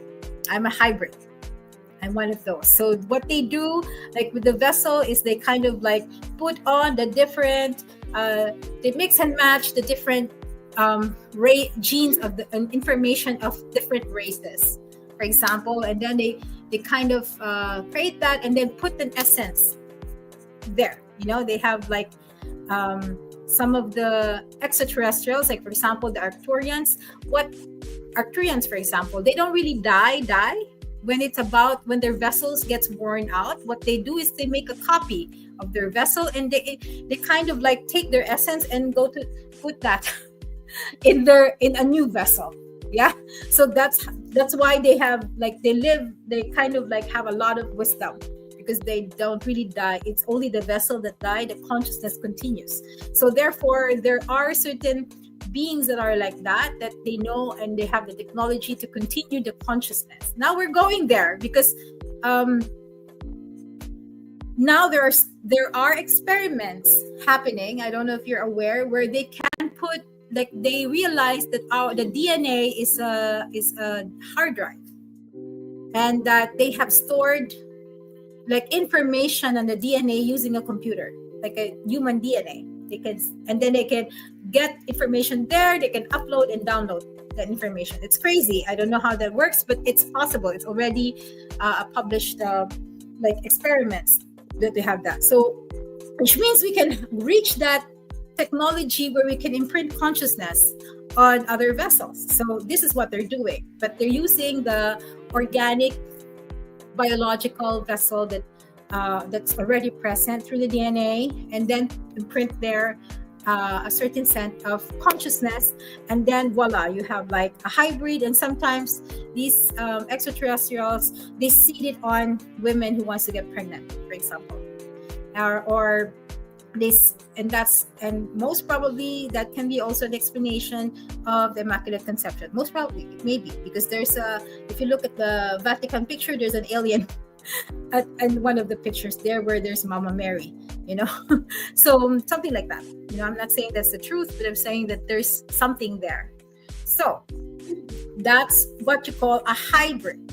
Yeah, a hybrid is some that's really designed like from an extraterrestrial starcraft or planet, and that is kind of like put here deliberately for certain things, for certain purpose.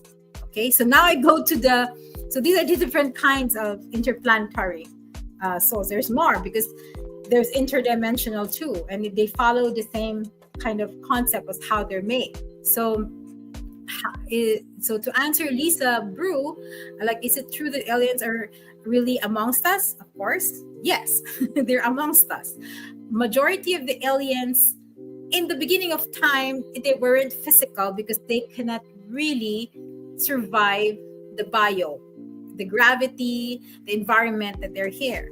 So in the beginning of time, a long time ago, what they use are usually projective, telepathic signals that kind of give like they project signals to those people who have the same kind of energy that they have. So for example, the Pleiadians are projecting telepathically, sending message to one who has a Pleiadian origin, and this Pleiadian origin can receive that message because they're of the same material.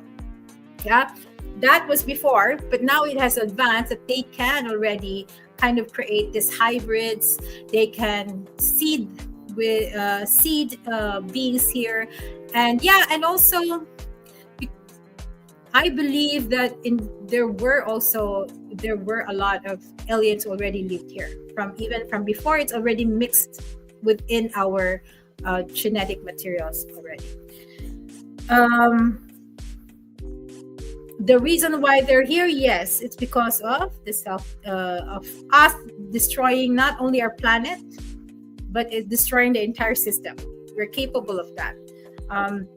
In one of the journeys with the plants, I think this was with mushrooms in the long time ago, they showed me how it was the earth, it was us, the earthlings, they call us earthlings, that kind of like went into space exploration, which is happening now. But this was before Elon Musk that I got this message. The earthlings are responsible for the destruction of other planets in the future. So it's not just Earth. We are, because of our consciousness of the ego and the quest for power, we're still not in that, but the vibration of unity. Like, once we have a lot of technology, it's like giving a gun to a 5-year-old kid. That's how we are to them. We're like kids. and we can kill anybody. We can destroy anybody, even those outside our system. Yeah, that's unfortunately that's where our at. But that's changing, right? We're changing. We're getting into this consciousness and awareness of shifting. Yeah, that's changing. That's things are. I believe it's a collective thing that we're doing. Yeah. Now, some group of the government already started contaminating. Yeah, like there are what you call some form of people who have this the percentage of people who have the biggest wealth and power controls the world. um, they wanted to kind of destroy to make the population be decreased decrease the population, because they're thinking that the way with things are going, with like 8 billion people in the world, it's soon that all the natural resources for the earth will not be enough for everyone. And so they want to take things into their own hands. That's why they're kind of doing certain stuff. Yeah, and I won't mention that. It's a little bit sensitive topic. Okay, so let's go move ahead. I hope, Lisa, I was able to say that. So how would you know if you are interplanetary? How you would know if you are a star seed? How you would know if you are like a hybrid?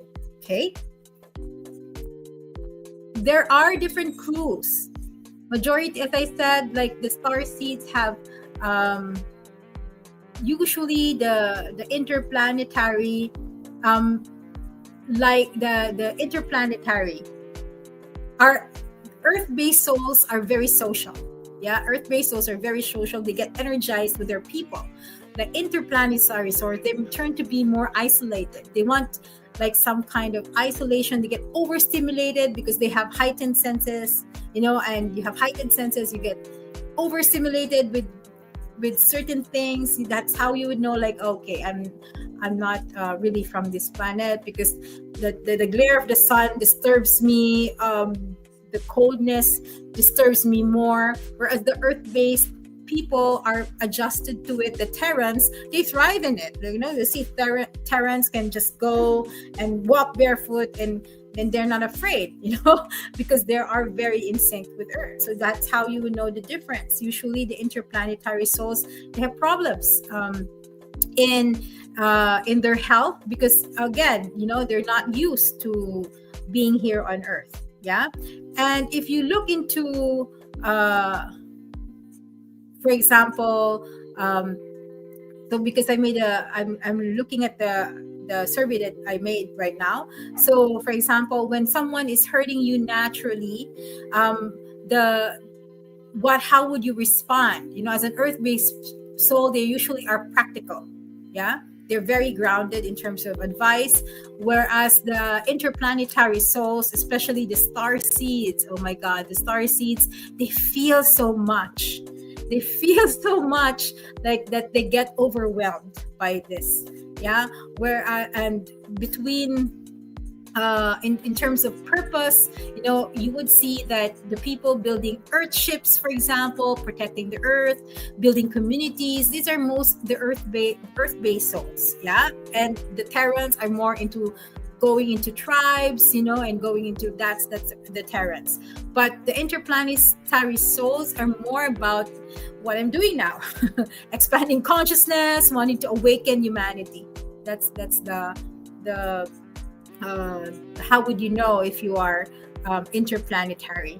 One of the things that I've seen, interplanetary are very well versed in computer systems, and sometimes these computer systems, they can also create like other systems, maybe not computer in technology, but they can create their own technology in a way that they have this natural ability to create certain tools of technology, may it be spiritual in nature, emotional in nature, or for example, or technological in nature. So they're kind of systems builders. They're system people. That's how we know if you're like, that's the world, that's the paradigm of interplanetary. You have to understand that majority of the advanced interplanetary or extraterrestrial races have a hive mind, no? So they're very telepathic, and they usually kind of always in consideration of the whole, not on the self. The earth-based, however, are more there, more of the realization of the of it's more of like on the it's on the self. Yeah. Okay, so let's go to other questions before I move forward to the next group of the soul. Okay, Nina said, right, very much like how getting a Type-C charger for Type-C part, it has to be compatible. Yeah, exactly. So this is how you would know, for those who feel that they are interplanetary souls.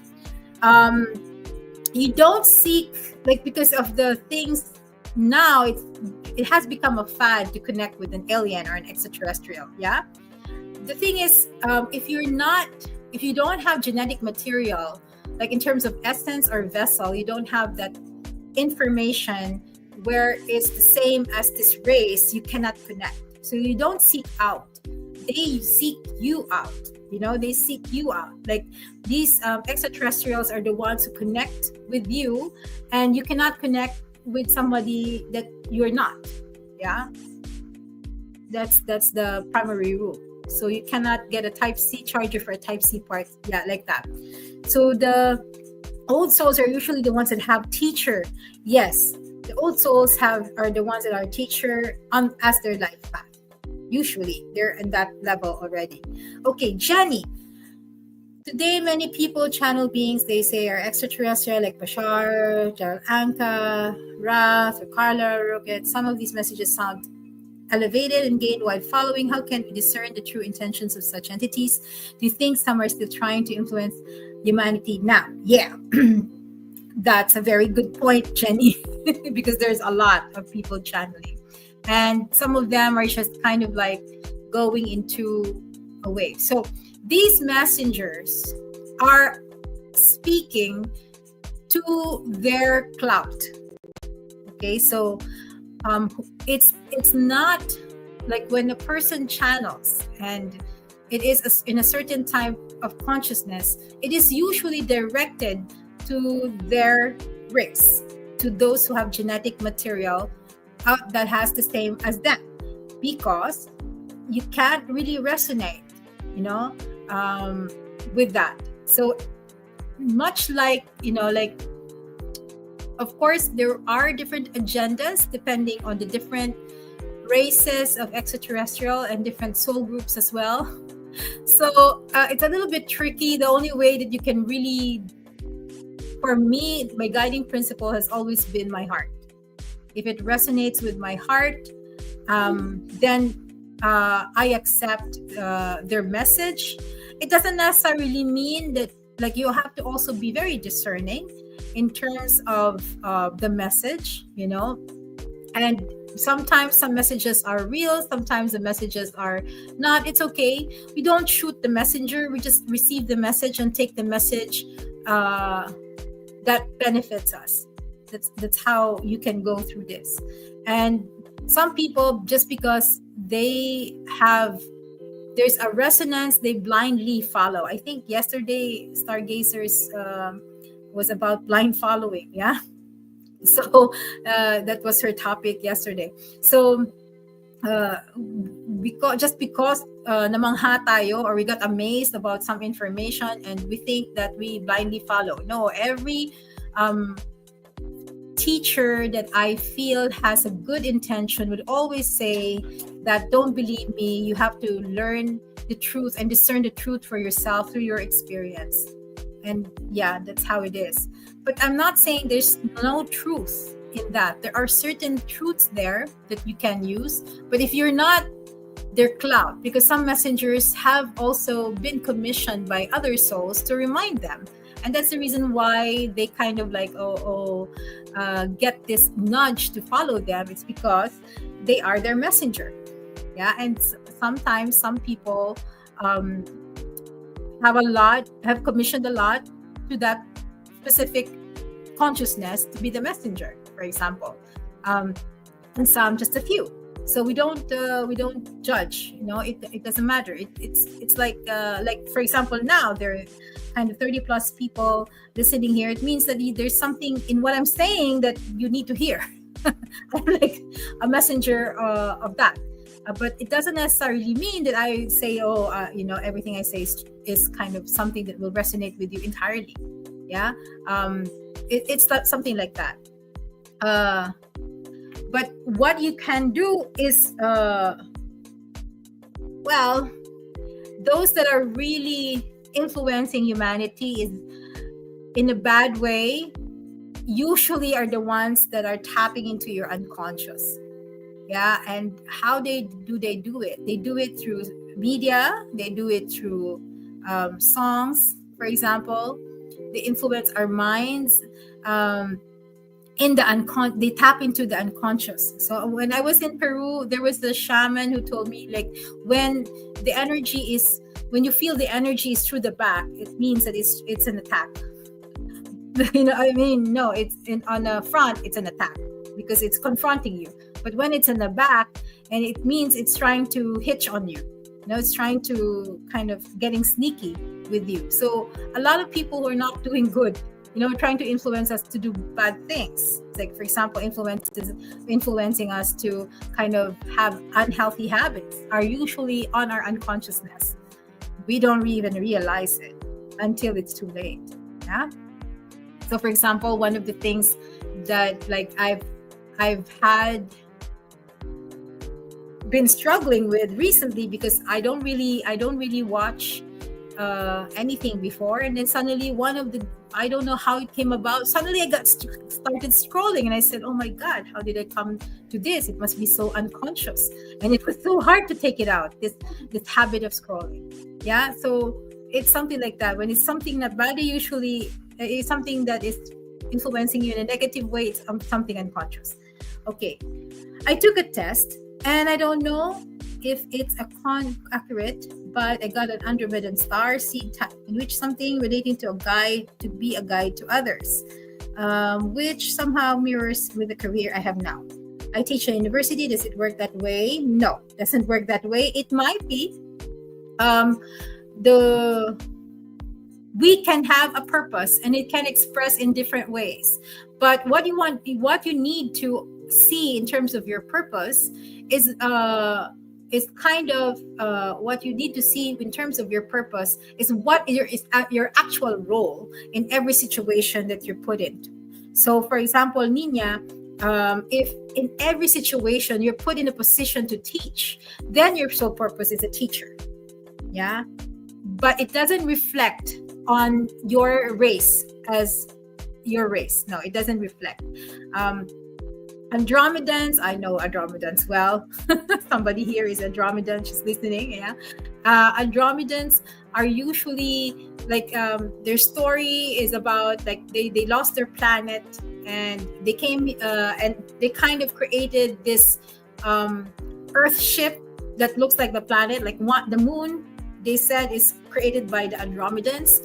Inside of it is like a biome, meaning like they created artificial nature to make it like a home, because they don't have a home anymore. So the Andromedans are very good in creating ships, Earth ships, spaces. Yeah, so that's Andromedan. They have also certain like qualities, but usually you would see they don't, it's not about, they're not into teaching. I'm sorry, they're not maybe some Andromedans may be teaching, it depends, because every soul has their own purpose, which is entirely not connected to being an Andromedan or not. Yeah, but these are two different things. First, Nina, what you need to do is to understand, is my nature not Earth-based? That's the first question. And you go to the questionnaires and see if you're A, B, or C. Then we will discuss later. If you've already taken the exam another exam, the survey, the one that I posted days ago. Tell me what are the most letters that came out as answer, and I will tell you what does that mean. Okay. Bert says, is it okay to use Kabbalah to know your life purpose by understanding your own tree of life? Do you have a better guide in knowing it for this lifetime? Yeah. The Kabbalah system that I know teaches that the soul purpose is already present when we were young and when we were children. And it usually reflects on our aspirations and the roles that we play, especially when during play, in terms of purpose. But for me, it's not very accurate. Like, because in when I was a child, I was mostly, what was I mostly playing? I was mostly playing like a banker. And I didn't really, like, when I grew up, I didn't really want to be involved in any financial system at all. So something like that, because it's just so happened that my dad has a lot of banknotes, and so my sister and I were kind of stamping and that, so we were playing banking, so it doesn't resonate with me. It kind of didn't resonate with me, that system of knowing the purpose. The tree of life is more about the realization of your nature, of your soul, through the journey of the Sephiroths. So it's entirely different. It encompasses all, not just the soul purpose. It encompasses the whole holistic being of your soulness. Yeah. So life purpose, as I mentioned earlier, Bert, is an expression of your soul purpose. And so you have to get to know your soul purpose. And the soul purpose, there's no other way but to discover yourself, your natural abilities before the corruption happened, which is when you were a child. For example, the natural abilities that you have, and you also go inward in terms of your history. Your ancestors can also, the ancestral story can also give you a clue in terms of your purpose. The situations that you are in, that are always recurring in your life, and the position and role that you play in all of those situations gives you an understanding, a little preview of what your life purpose is. The thing is, there's no clear system in that was formulated to find this. This is a soul, this is a journey, and every person's journey is different. Yeah, and every person's journey is different. For me, like, I had to, the spirits came, the angels came and told me, this is your purpose, that's it. So I knew, but I didn't know how to do it. So they had, like, have been guided through trial and error. And through that, I was taught, like, okay, this is how to be a connector, until I kind of understood. And still I'm learning about my purpose. And I still, like, sometimes I forget, I get derailed, I go back. So it is a journey for it. Okay. So I'm actually thinking, like, I created a retreat called Inner Light Working. In the beginning,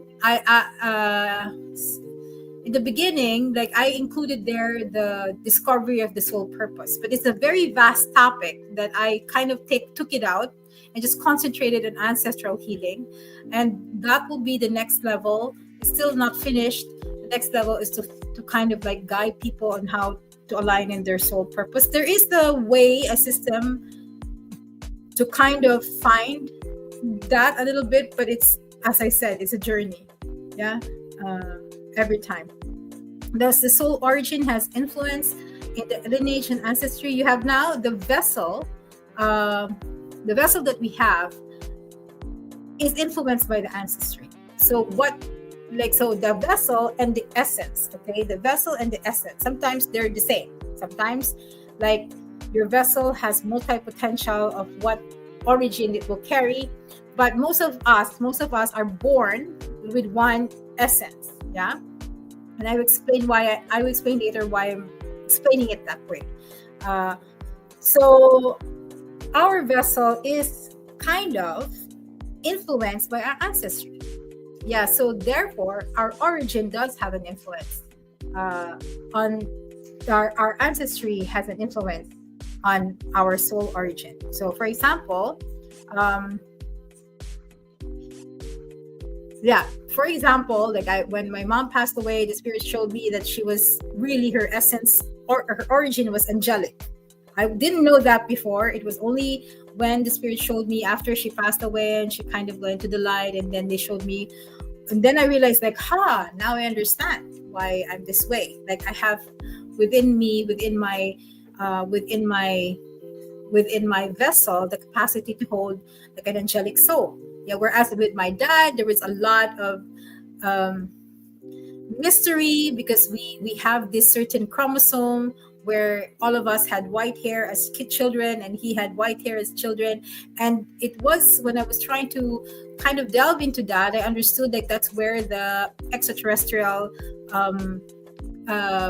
DNA was coming from, and that's the reason why I was able to house an extraterrestrial essence. Okay, so I hope that answered your rods. There's still a third type of soul origin. Okay, I'm just finishing because there's a lot of questions. Oh my God. Thank you, Kimberly. Nature spirit origin. I think. What do you want to know, Rod, specifically, so I can zero it on that? Okay. Yes, as I developed and kept on accessing my Akashic Records 1.0 revealed the pattern for months. I saw myself as a human or a terrestrial being, including a rock or a plant, and lately instead, besides from Akashic, I was being led to discover my dragon, and then with the latest Akashics, I'm a lizard person, a good one, and I had to understand as well that there are stereotypes when we talk about reptilians. So I believe and assume there is an evolution when we keep accessing. Okay, not all reptilians and dragon extraterrestrials are bad. No, not all, but majority, yes. I'm always, but majority is. Yes, Atlantean and Lemurian. Okay, the Atlantean and Lemurian is actually like it's a mixture of the one that once walked here. Has to be synonymous in evolution. Okay, are most of them have conditions like ADHD, autism, children's fault? Okay, not all. I'm not autistic. I think I don't have ADHD as well. To be interplanetary, it doesn't have to be. Majority of these people who have ADHD and autism, what I can say, it's not usually extraterrestrial that I meet. What I usually see in terms of the souls, especially those who are children who have like this congenital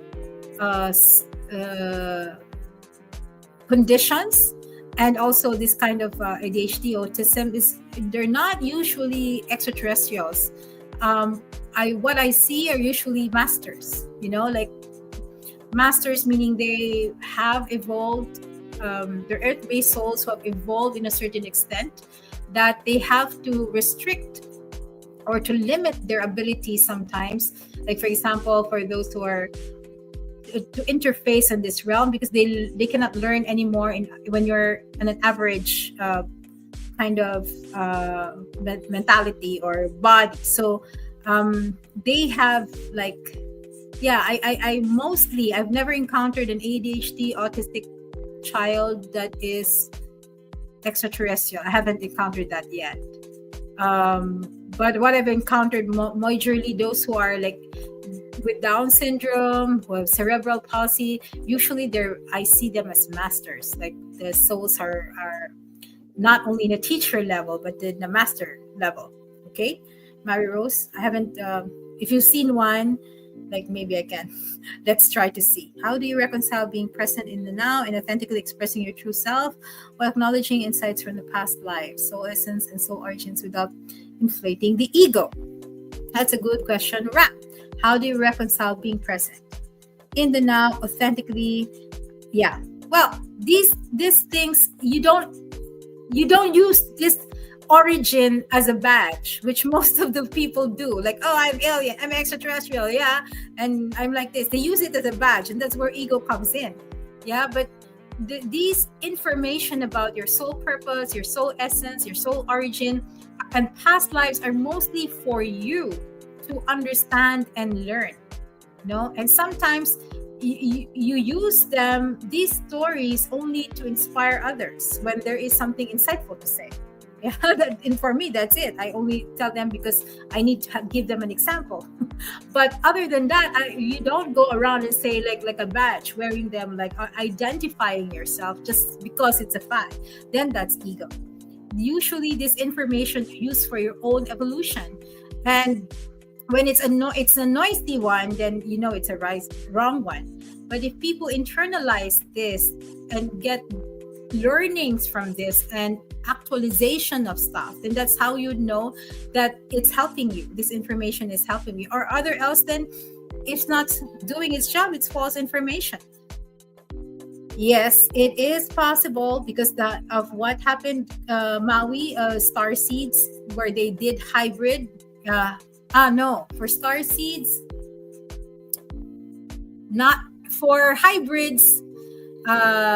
For hybrids, it is possible that you have like different mix. Like for me, San Pedro told me I have seven genes within my vessel, for example, and I also have Kimberly. I also have reptilian in them, one of them.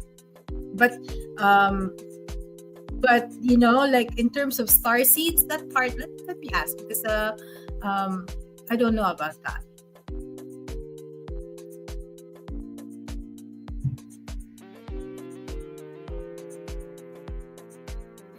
Okay, so it is possible that there will be combinations, but not all three, because it is like the destructive energy of indigos are not really compatible somehow to the other energies. It's possible that you can be a crystal in a rainbow. That's possible. The indigos are really kind of a really hard. It's an intense energy to house. So yeah, it's rare, but maybe it's possible somehow. Okay lang po maging crazy. What about reptilians? You want to talk about reptilians. So reptilians claimed that they were the original dwellers of the earth. They claimed this, and that's the reason why they say, just we had a dinosaur age. Just that is reptilian for sure. And the reptilians were annihilated by what they call like a meteor, but chismis. The gossip is that it was actually there was another race that kind of intervened, and that's the reason why some of the reptilians went underground. Yeah, the reptilians as a race, there are really nasty ones. I've met some very nasty ones, really, and there are also that are benevolent. So you can't really judge. Just because they're reptilian, you have to just first understand their intentions.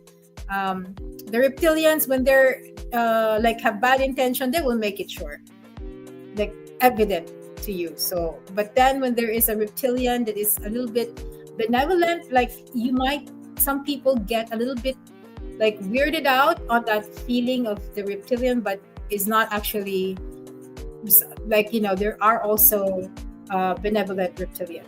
Okay. Okay. Is there really an indigo children? Yes, I've met a lot of indigo children. And their indigo children are basically because of their energy, which is indigo. I believe, and this is just my opinion. For example, like Stargazer has indigo, like an indigo. Like she's very strong here, and that is the color of the indigo, which means it has a lot of indigo energy. And if you see her energy is like very kind of like fighter energy. This like one of the things that you can look at in terms of, it's like similar to the indigo children energy. How about fallen angels? Are they aliens that just got trapped here on Earth? Ash Blue. Okay, let's go before answering that.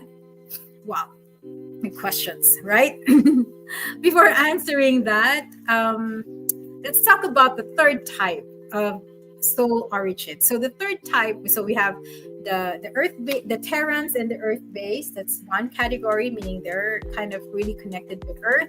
Then we go to the interplanetary ones. These are the starseeds, the extraterrestrial, and the hybrids. And then on the third type, actually there's a fourth type, but let's go first on the third type. And the fourth type is just miscellaneous. It's very rare. The third type is the angelics. Yeah. If you ask, can an angel be incarnated on a human body? Yes. But yes, it can be. But don't expect, because there are people are saying that, oh, I am Archangel Michael, I'm Archangel Metatron. Of course, the energy of Archangel Michael and Archangel Metatron incarnating here on Earth in that level where they're in their purity and stuff. No, the Earth will not survive because their energy is so high, right? So it means they have to kind of restrict and lessen their energy to the point where it can house the body, for example. So there are like angels that signed up and they signed up by kind of diminishing their light to go to this body. And you will know, like angelic souls, how number one, it's mostly about the divine, the connection to the divine. Yeah, it's about the divine. And they always have this feeling of service, that I want to uplift others. I want, if you ask them where would they want to be, they want to be in a temple and in a celestial place. They're usually wanting to give comfort. So these are the ones that want harmony. And usually when they're there, there's always an angelic presence. Even their guides are angels. So how you know, they're these prayerful people, always wants to be there for others, but unfortunately they're also the ones who are always carrying emotional burdens that aren't theirs. So they operate under these principles of love, peace, compassion. So those are the angelic souls. Yeah, angelic soul origin. Of course, for you to have an angelic source origin, your vessel needs to have a DNA coming from that too, meaning most probably your ancestors may have also that kind of origin as well, for you to have an angelic, to house an angelic essence in your vessel. Okay, so how about the fallen ones?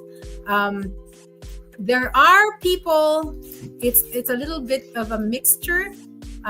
For me, there are winged creatures that are extraterrestrial. I've met them in one of the first plant ceremony I ever did. The first being that came to me was this golden being that looked like Isis with golden wings. It's very, very big. It looks like an angel, but I knew it wasn't an angel. It was an extraterrestrial. So they're extraterrestrial with wings.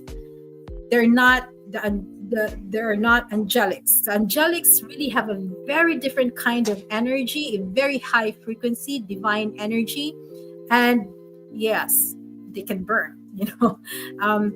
And my experience as a spirit quester, like when in the presence of the real angelic energy, there's no other way but to cry and go put your head, bow to the floor, because that's how divine their presence is. So whereas in the story of Enoch, yeah, and I believe that the story of Enoch is more related to the extraterrestrial, not the divine one. So the thing is, the God that was being talked in the story of Enoch is actually the well, in my opinion, and this is only my opinion, can be the Anunnaki god, the Anunnaki leader, that kind of, because of disobeying the procreation of procreating with the females here, that they're not trapped, they're imprisoned. Ash, they're imprisoned. So it is possible that these fallen angels are saying it is possible that they can be extraterrestrial. But there is also a version which I know, which is happening in the spiritual realm, where I've also met fallen angels that are really fallen angels, that coming from like a divine imprint rather than an extraterrestrial imprint. So it's a little bit confusing because they're two different energies, but yet they both exist. So that's how I can say about what your question, Ashmi. Because they both exist. There's a divine presence here. It's also a fallen angel, and there's also a divine presence that's also fallen, but they're also extraterrestrial. So that's why people are confused. And it's a matter of knowing and discerning like which is which when you meet these energies. Okay, so ma'am, this hybrid, do they know fully their purpose the way Jesus knew through his purpose? No, most of the people that come here as humans, we kind of like forget, unless if, for example, there are certain people that early on as a child, they kind of like for example, for me, I believe that because I was already healing at a very early age, age of 6, I think I was already healing people using my saliva. So those kind of like spiritual experience I had when I was kind of young, I placed them deliberately there to make me remember earlier, but it's still late. So there are some people like Matthias Stefano, if you know him, he kind of remembered his past lives when he was young. So there are certain souls who said like, I want to remember myself because I have a mission, so I have to be awakened early on. But he is not actually a hybrid. He is an extraterrestrial soul coming from another star system, coming here and having different lifetimes already. So it means aliens are not totally biological, but in the form of spirit level. Mervin, there are biological beings that are extraterrestrial. There are beings, extraterrestrial beings, that are just pure consciousness, and they have a vessel here. Like for example, the term ebdems. They 3D print their bodies and they put their consciousness there. These are aliens that look like also grays, but they're bigger. They're called ebdems, and so it's tricky. They're not totally spiritual level, but they're just in different forms. Okay, and sometimes because some of the extraterrestrials are not from this dimension, like Arcturians. So I don't think you will be seeing Arcturians in biological form because they're not really from this dimension. So they cannot appear like voila, I'm in this dimension, unless if it's a vision or through other realms. Okay, so that's how some people see them and manifest. I might be a starseed. My energies get drained whenever I am in a crowd. Okay. Also, you can look into that, but the interplanetary souls are not just starseeds. Okay, so the interplanetary souls have extraterrestrials, starseeds, and hybrids. So you have to kind of like to know that if you're a starseed, like there is some sense of purity in terms of knowing you haven't really lived long here on Earth. That's usually a starseed. Where can I see for the survey? I think I posted it in different. I can post it again. Gusto ko yan. Okay. Okay, chismis. Okay. Sometimes I manifest light language. Okay, so that's Dio. That's very good that you can do light language. Um, and how the question is, what do you do with the light language? So if you're not, so light language is something where you are sure it's light language. Okay, because the light language comes with an instruction manual. It's not like I'm speaking a lot of gibberish and I don't understand what I speak. It's not like that, right? Light language is like you're speaking a language where you understand what's being spoken. That's the true light language, right? So you have to check that. Maybe it's good that you are speaking that, but maybe ask, where is this? Usually the light language is used to speak with a certain extraterrestrial being, and the extraterrestrial, you are conversing, you're channeling energy from an extraterrestrial being. That's what the light language is. And usually, like, this is how it works. The light language is like you speak something, but what you're hearing is different. You're just speaking differently because that's you're speaking the frequency of their language, but what is coming to you are really concepts and thoughts. Yeah, because I do speak like language, but I don't kind of like just to myself. I don't want other people get weirded out with like when I started la da da da da, and I express it usually through song, singing, and drumming, so that it's not that obvious. So, so yeah, you have to understand, if you're speaking like language, try to be curious. Who am I speaking to? Who is speaking through me? Yeah, so that you can understand, so that it comes with a translation manual, that you understand what you're speaking, because it's usually, in my experience, it usually comes with that. It comes with the knowing what is being spoken. Okay. Yes. Okay. So we have it's 7:15. We have 15 minutes more to go. Thank you for being with me. And so now we have spoken about the earth-based souls, and the Terrans, and then we spoke about the extraterrestrial souls, and the angelic origin. Okay, so let me just talk about, like, through the survey, so you would understand. So those who have answered all A's, so for example, when you feel, how do you feel? How do you feel in large crowds or busy cities? So the earth-based souls are usually energized and socially comfortable. The extraterrestrials or interplanetary are usually drained and overstimulated, and the angelic are usually overwhelmed. But they feel that they need to comfort others or uplift others. So that's the difference. Usually earth-based souls like forests, mountains, cabins, whereas the interplanetary, they want the stars, the sky, quiet landscape. Yeah, that's where they want. And usually the angelic ones, they like in a temple, in heavenly gardens, or celestial space. So what kind of so the angelic souls want to serve others, really. That's in terms of healing emotionally or spiritual wounds.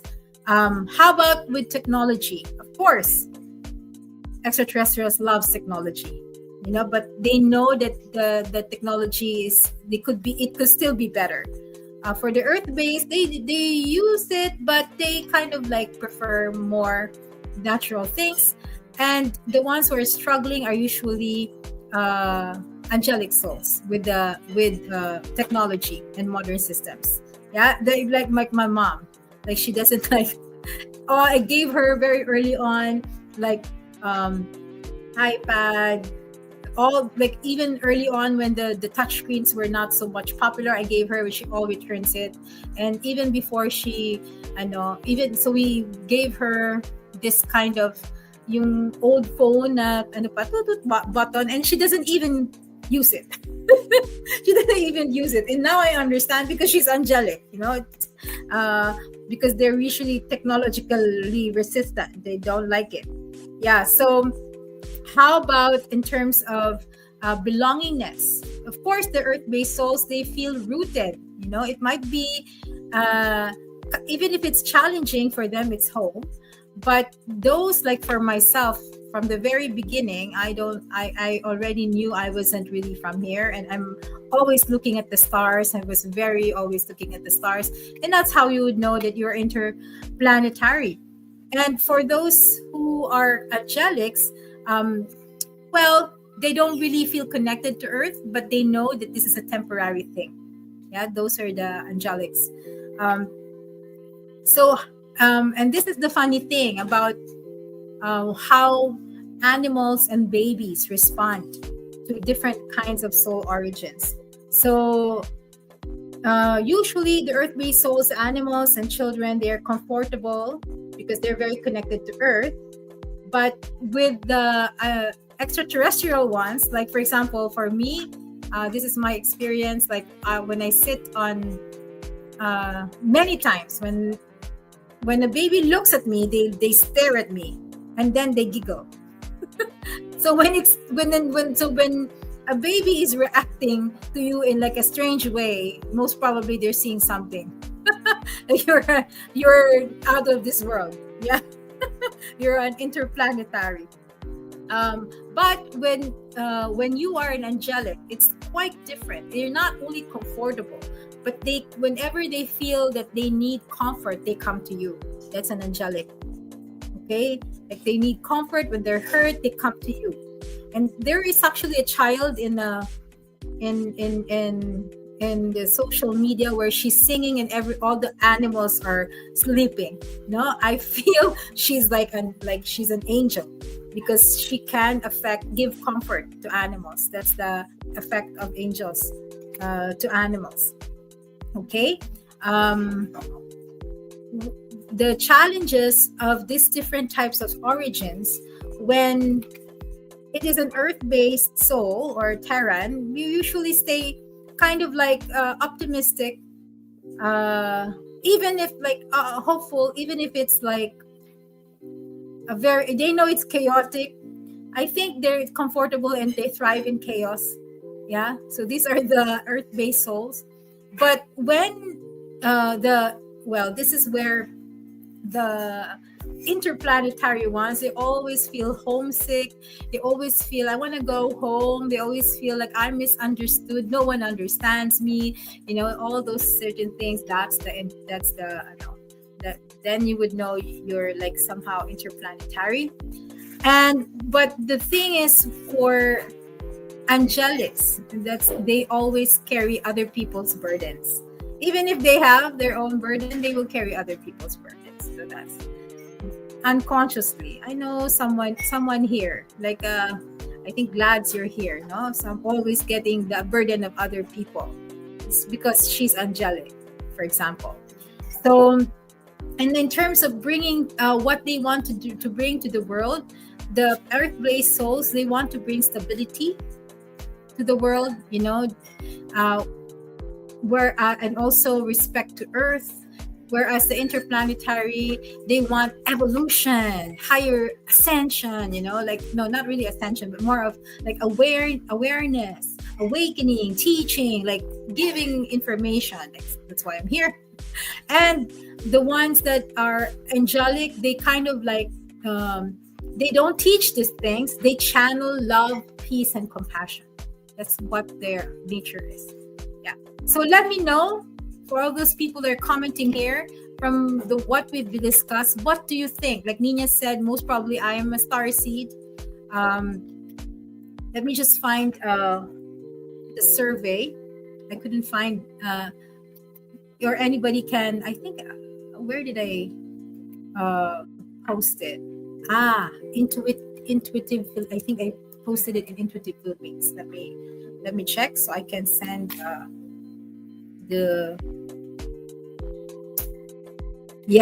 I send it here. Let me just click on this. copy. I hope I control.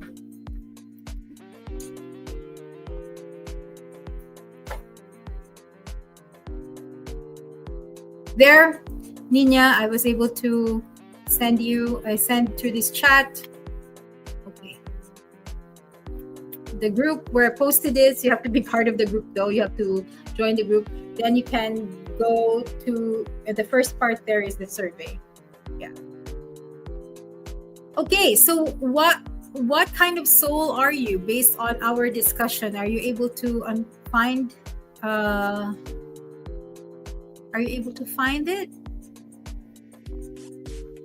Are you able to understand the nature of your origin? Do you have other questions? Okay, so maybe I will just choose. I already gave prizes to some people for giving us very good insights about the topics and very good questions. So I'm going to give one more prize, a gift to Lisa and Jenny. And so sino yung binigyan ko kanina?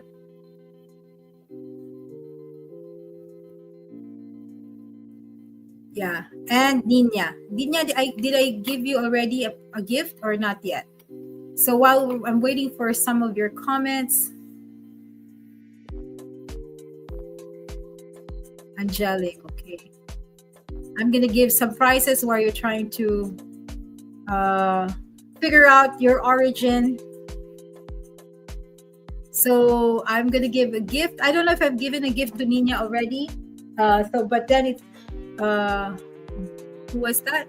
I think I gave Bert kanina, and I gave di ba, hindi ko na maalala. Jessica, Bert, and Ron. Yeah, and now it's Nina, Jenny, and Bert. Did I give Bert kanina? Did I give you na ba Bert kanina?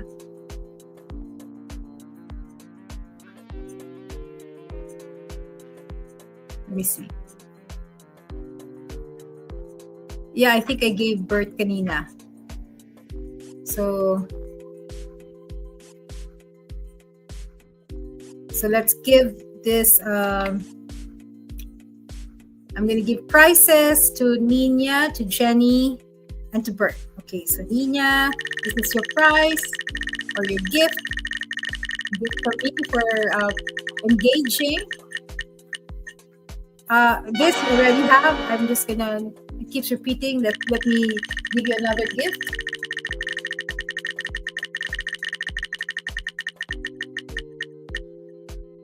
Okay, so you have a combo healing session for free, and I will explain later what combo healing session is. So congratulations. Later a little bit I will explain that.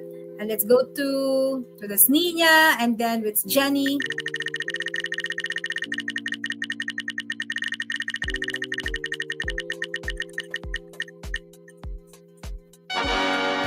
So Jenny, you won the Crystal Essentials workshop happening on August 16, and this can also be online. Yeah, so Crystal Essentials workshop is a workshop to know what you need to know about the crystals.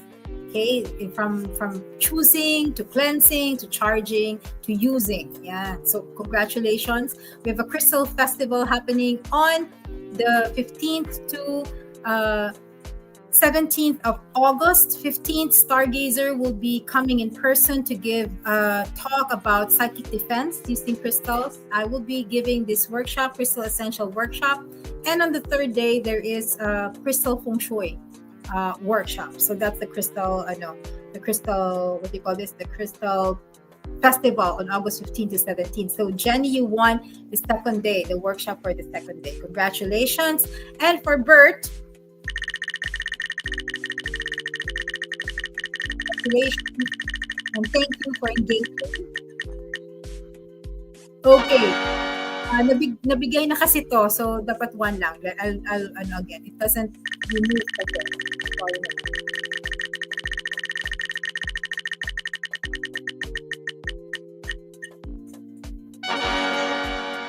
din, nabigay na rin to. Sorry, Bert, one more.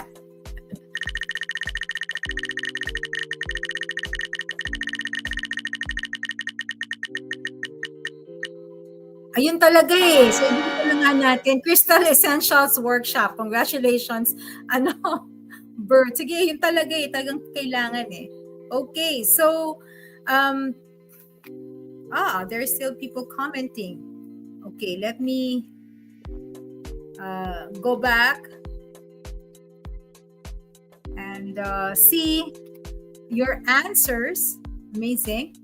Okay, and maybe we can, if you have a question about your soul origin, knowing that this is your soul origin, most probably your soul origin, and you can actually have a mixture. So I will explain first what the combo is. Yung napalalunan ni Nina. So combo is using, there's a session where you get to vomit a lot. I'm sorry, Nina, but this is actually a very good medicine to boost the immunity and to clear out parasites, right? So let me just nawala.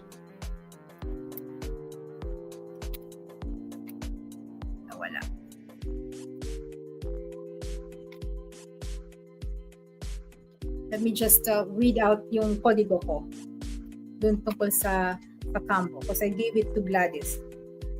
What combo is. Okay? Para more details.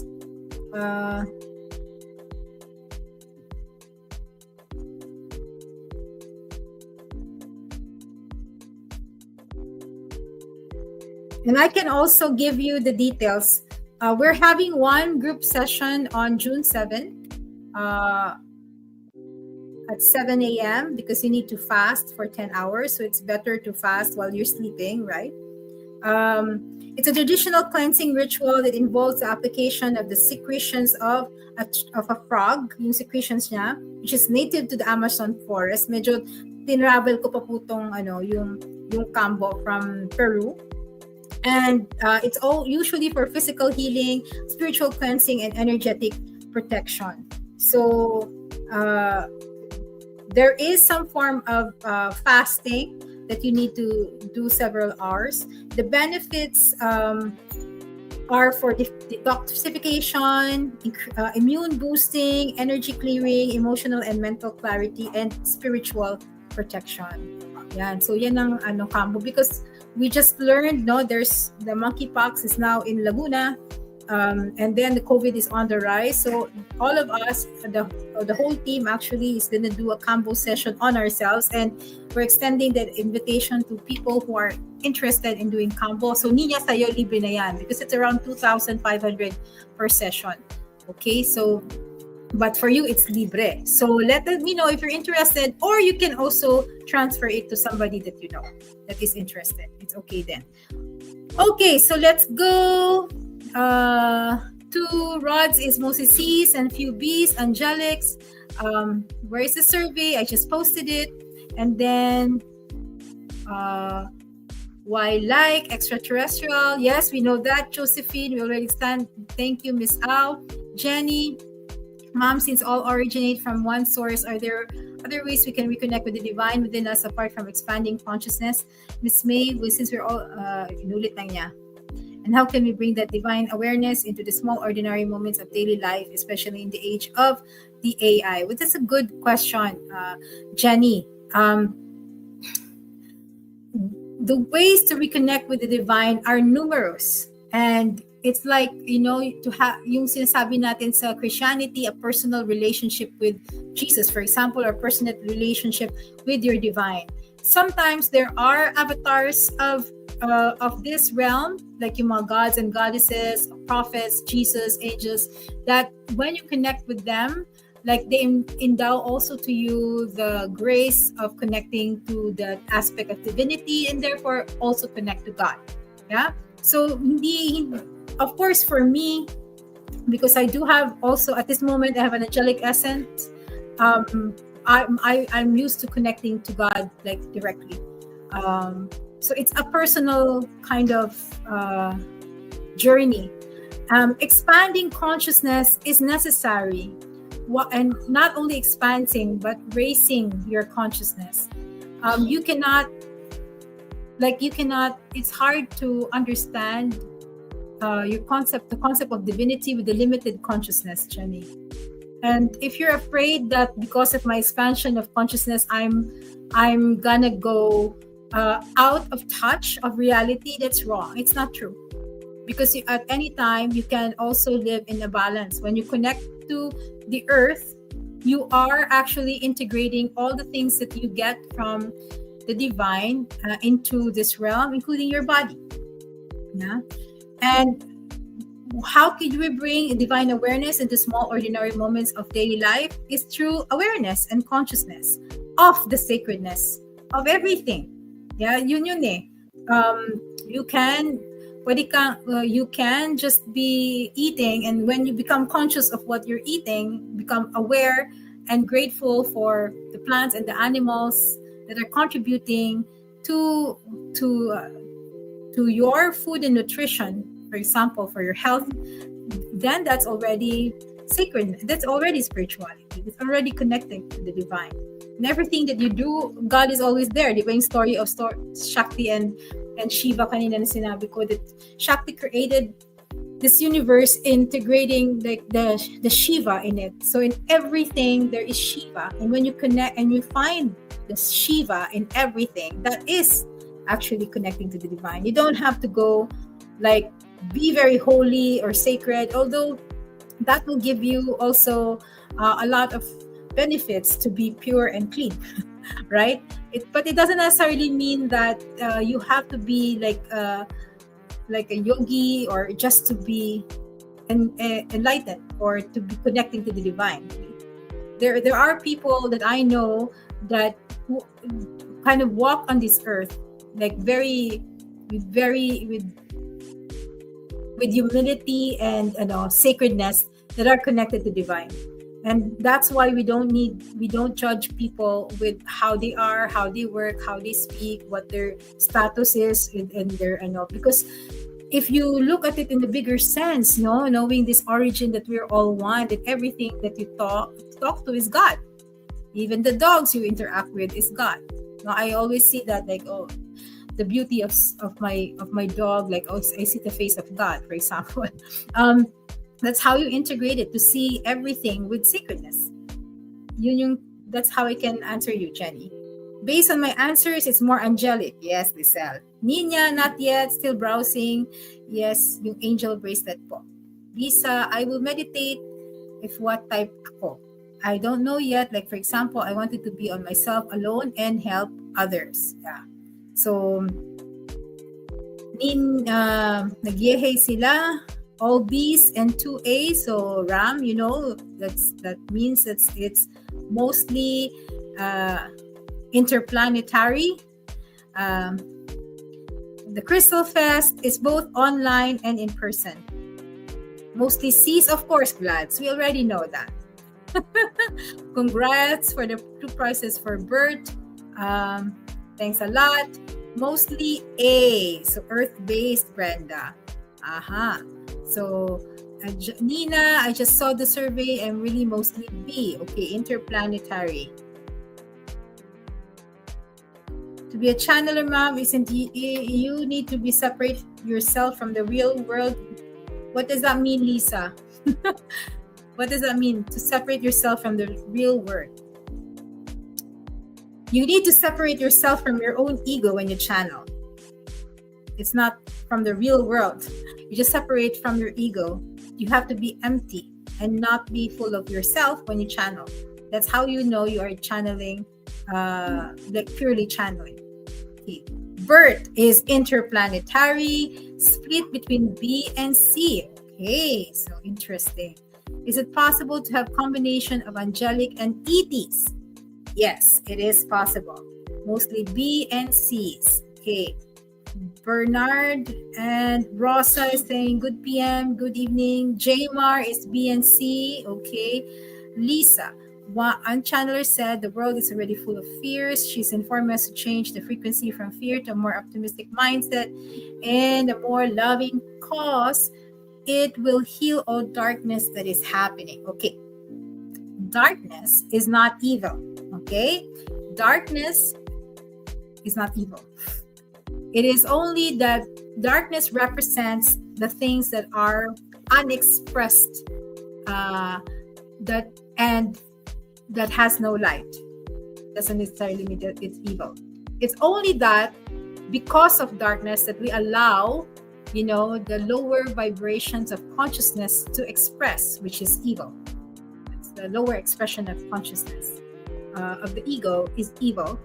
And it is because of our unconsciousness or the darkness. Yeah. So there's nothing to heal because the darkness is part of creation.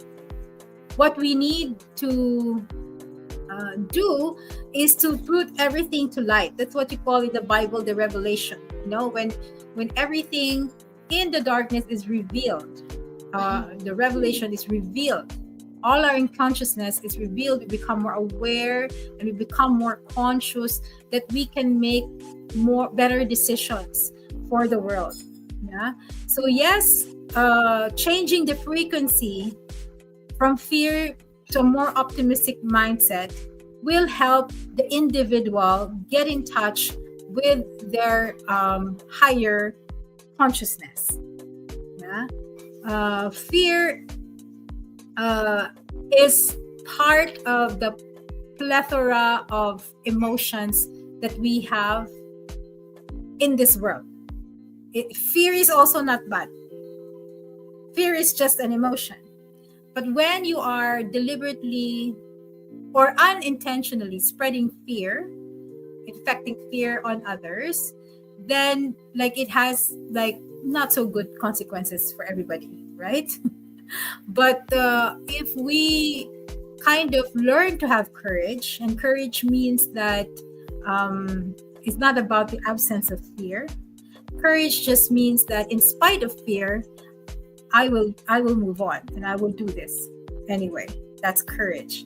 And so if we are connected to the spirit, we would have more courage and have the willpower kind of to face our fears. That's my take on this, Miss Lisa. Okay.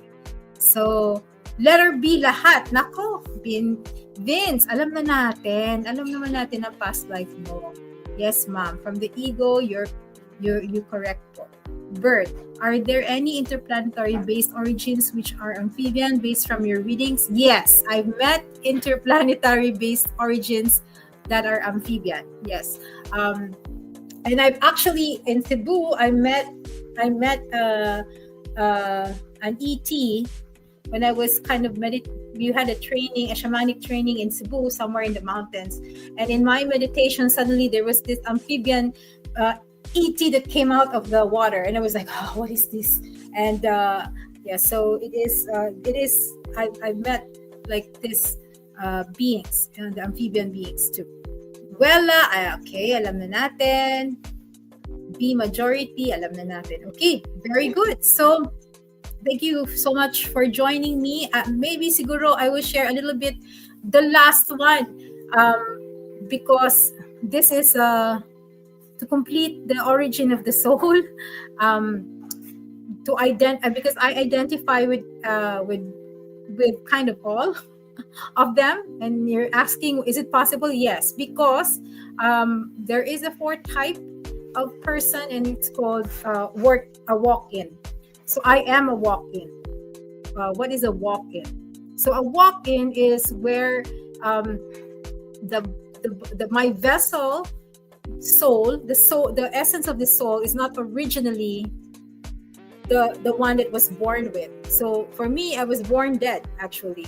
And during the plant ceremonies, the plant spirit showed me how this walk-in came.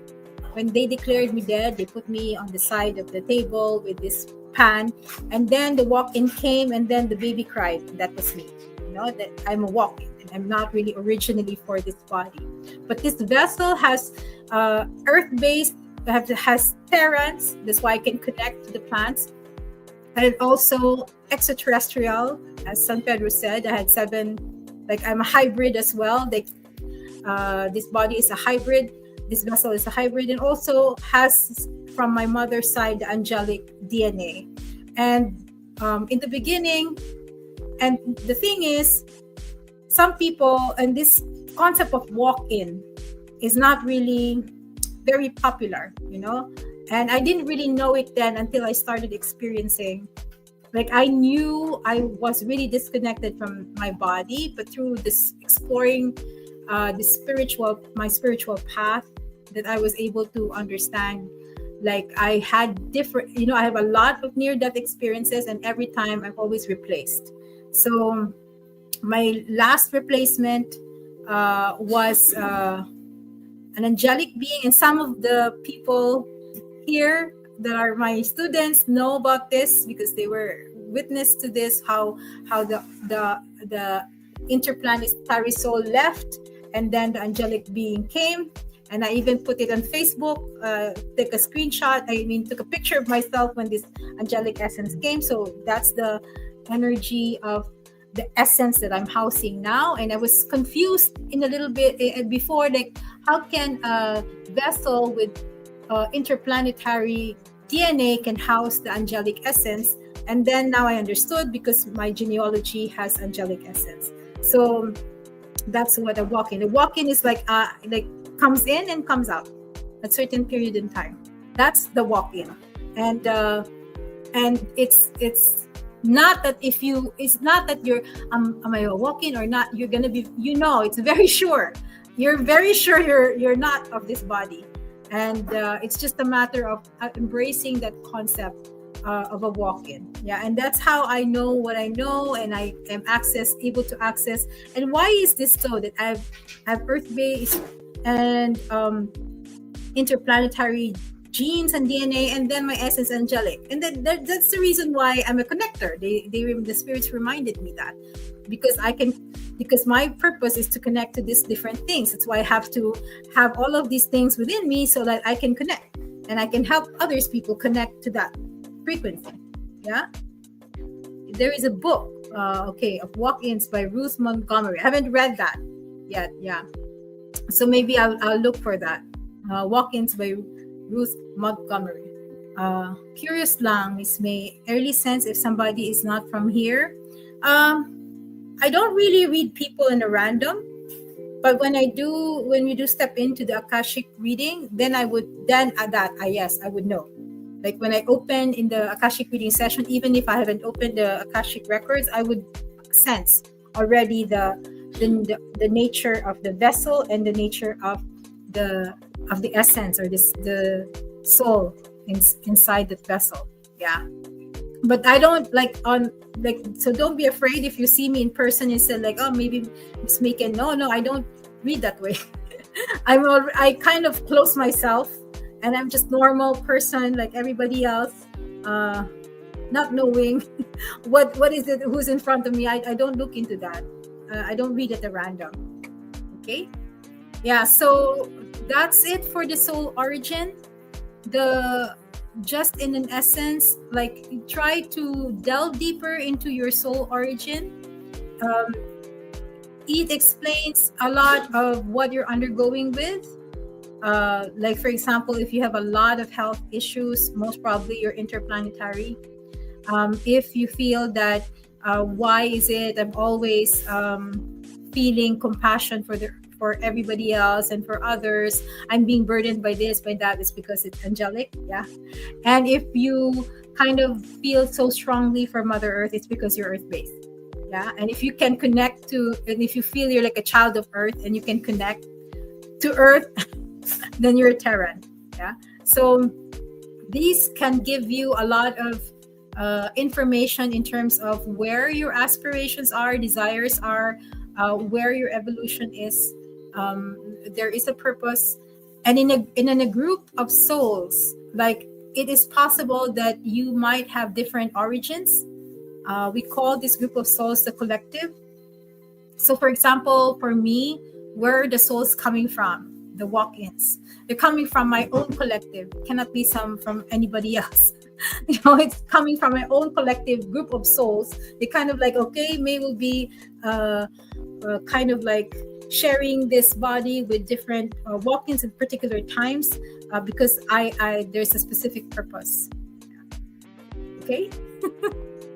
Let me just kind of thank everyone for your participation, and thank you so much, Siguro, for participating. If you don't have any questions, then I will summarize, that all of the things that we've talked about today in one message, and that is we are one experiencing itself. We are one spirit into different souls experiencing itself. That's who we are.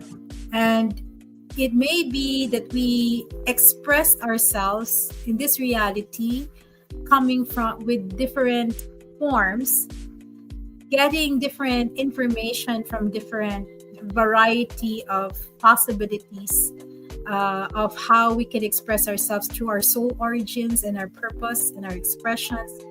And in any way, the whole purpose of this is to come back home, to come back to ourselves, to come back to this oneness that we're seeking. Yeah. And this will somehow, if we put this into mind, that actually we're just one, you're just all one, even if we're so different. And even if we express ourselves in different ways, hopefully it could make us be more compassionate and kind to others. Diba? Oo, yun yung pinaka-importante, compassion and kindness. Diba? And that's the message of the angels, right? And the message of the interplanetary is, to evolve and to awaken, to ascend, to develop more and to learn. And then the earth-based souls is to the message will be, this is our home, let's protect it. Diba? This is our home. This is a beautiful creation, and a lot of people are destroying it. And a lot of people are saying, let's destroy Earth because it's not a good creation. But it is, according to the Earth-based souls and the Terrans most especially. Yeah. So thank you so much. Jackie is giving hearts. Jackie, anong mo, origin mo? Janelle is saying that she learned a lot today, and Brian, thanking for the generous information imparted.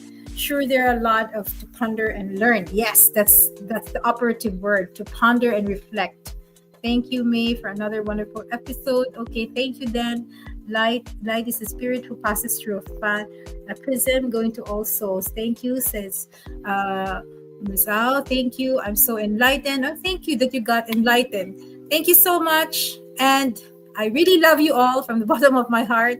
If you want to, because Facebook is bringing down all the videos from the page. So if you want to access all the other videos, just shoot me up an email so I can kind of give you a free subscription to all the videos that are available and that we have already recorded in the past. And next, I don't know when I'm going to do the next live stream again. Let's see. If the spirit inspires me, then we'll do it again. So another topic. Okay? Thank you so much. And take care, everyone. Please take care. Love each other. Protect each other. Because we are all one. Yeah. Thank you. And peace to everyone. Love you all. Bye-bye.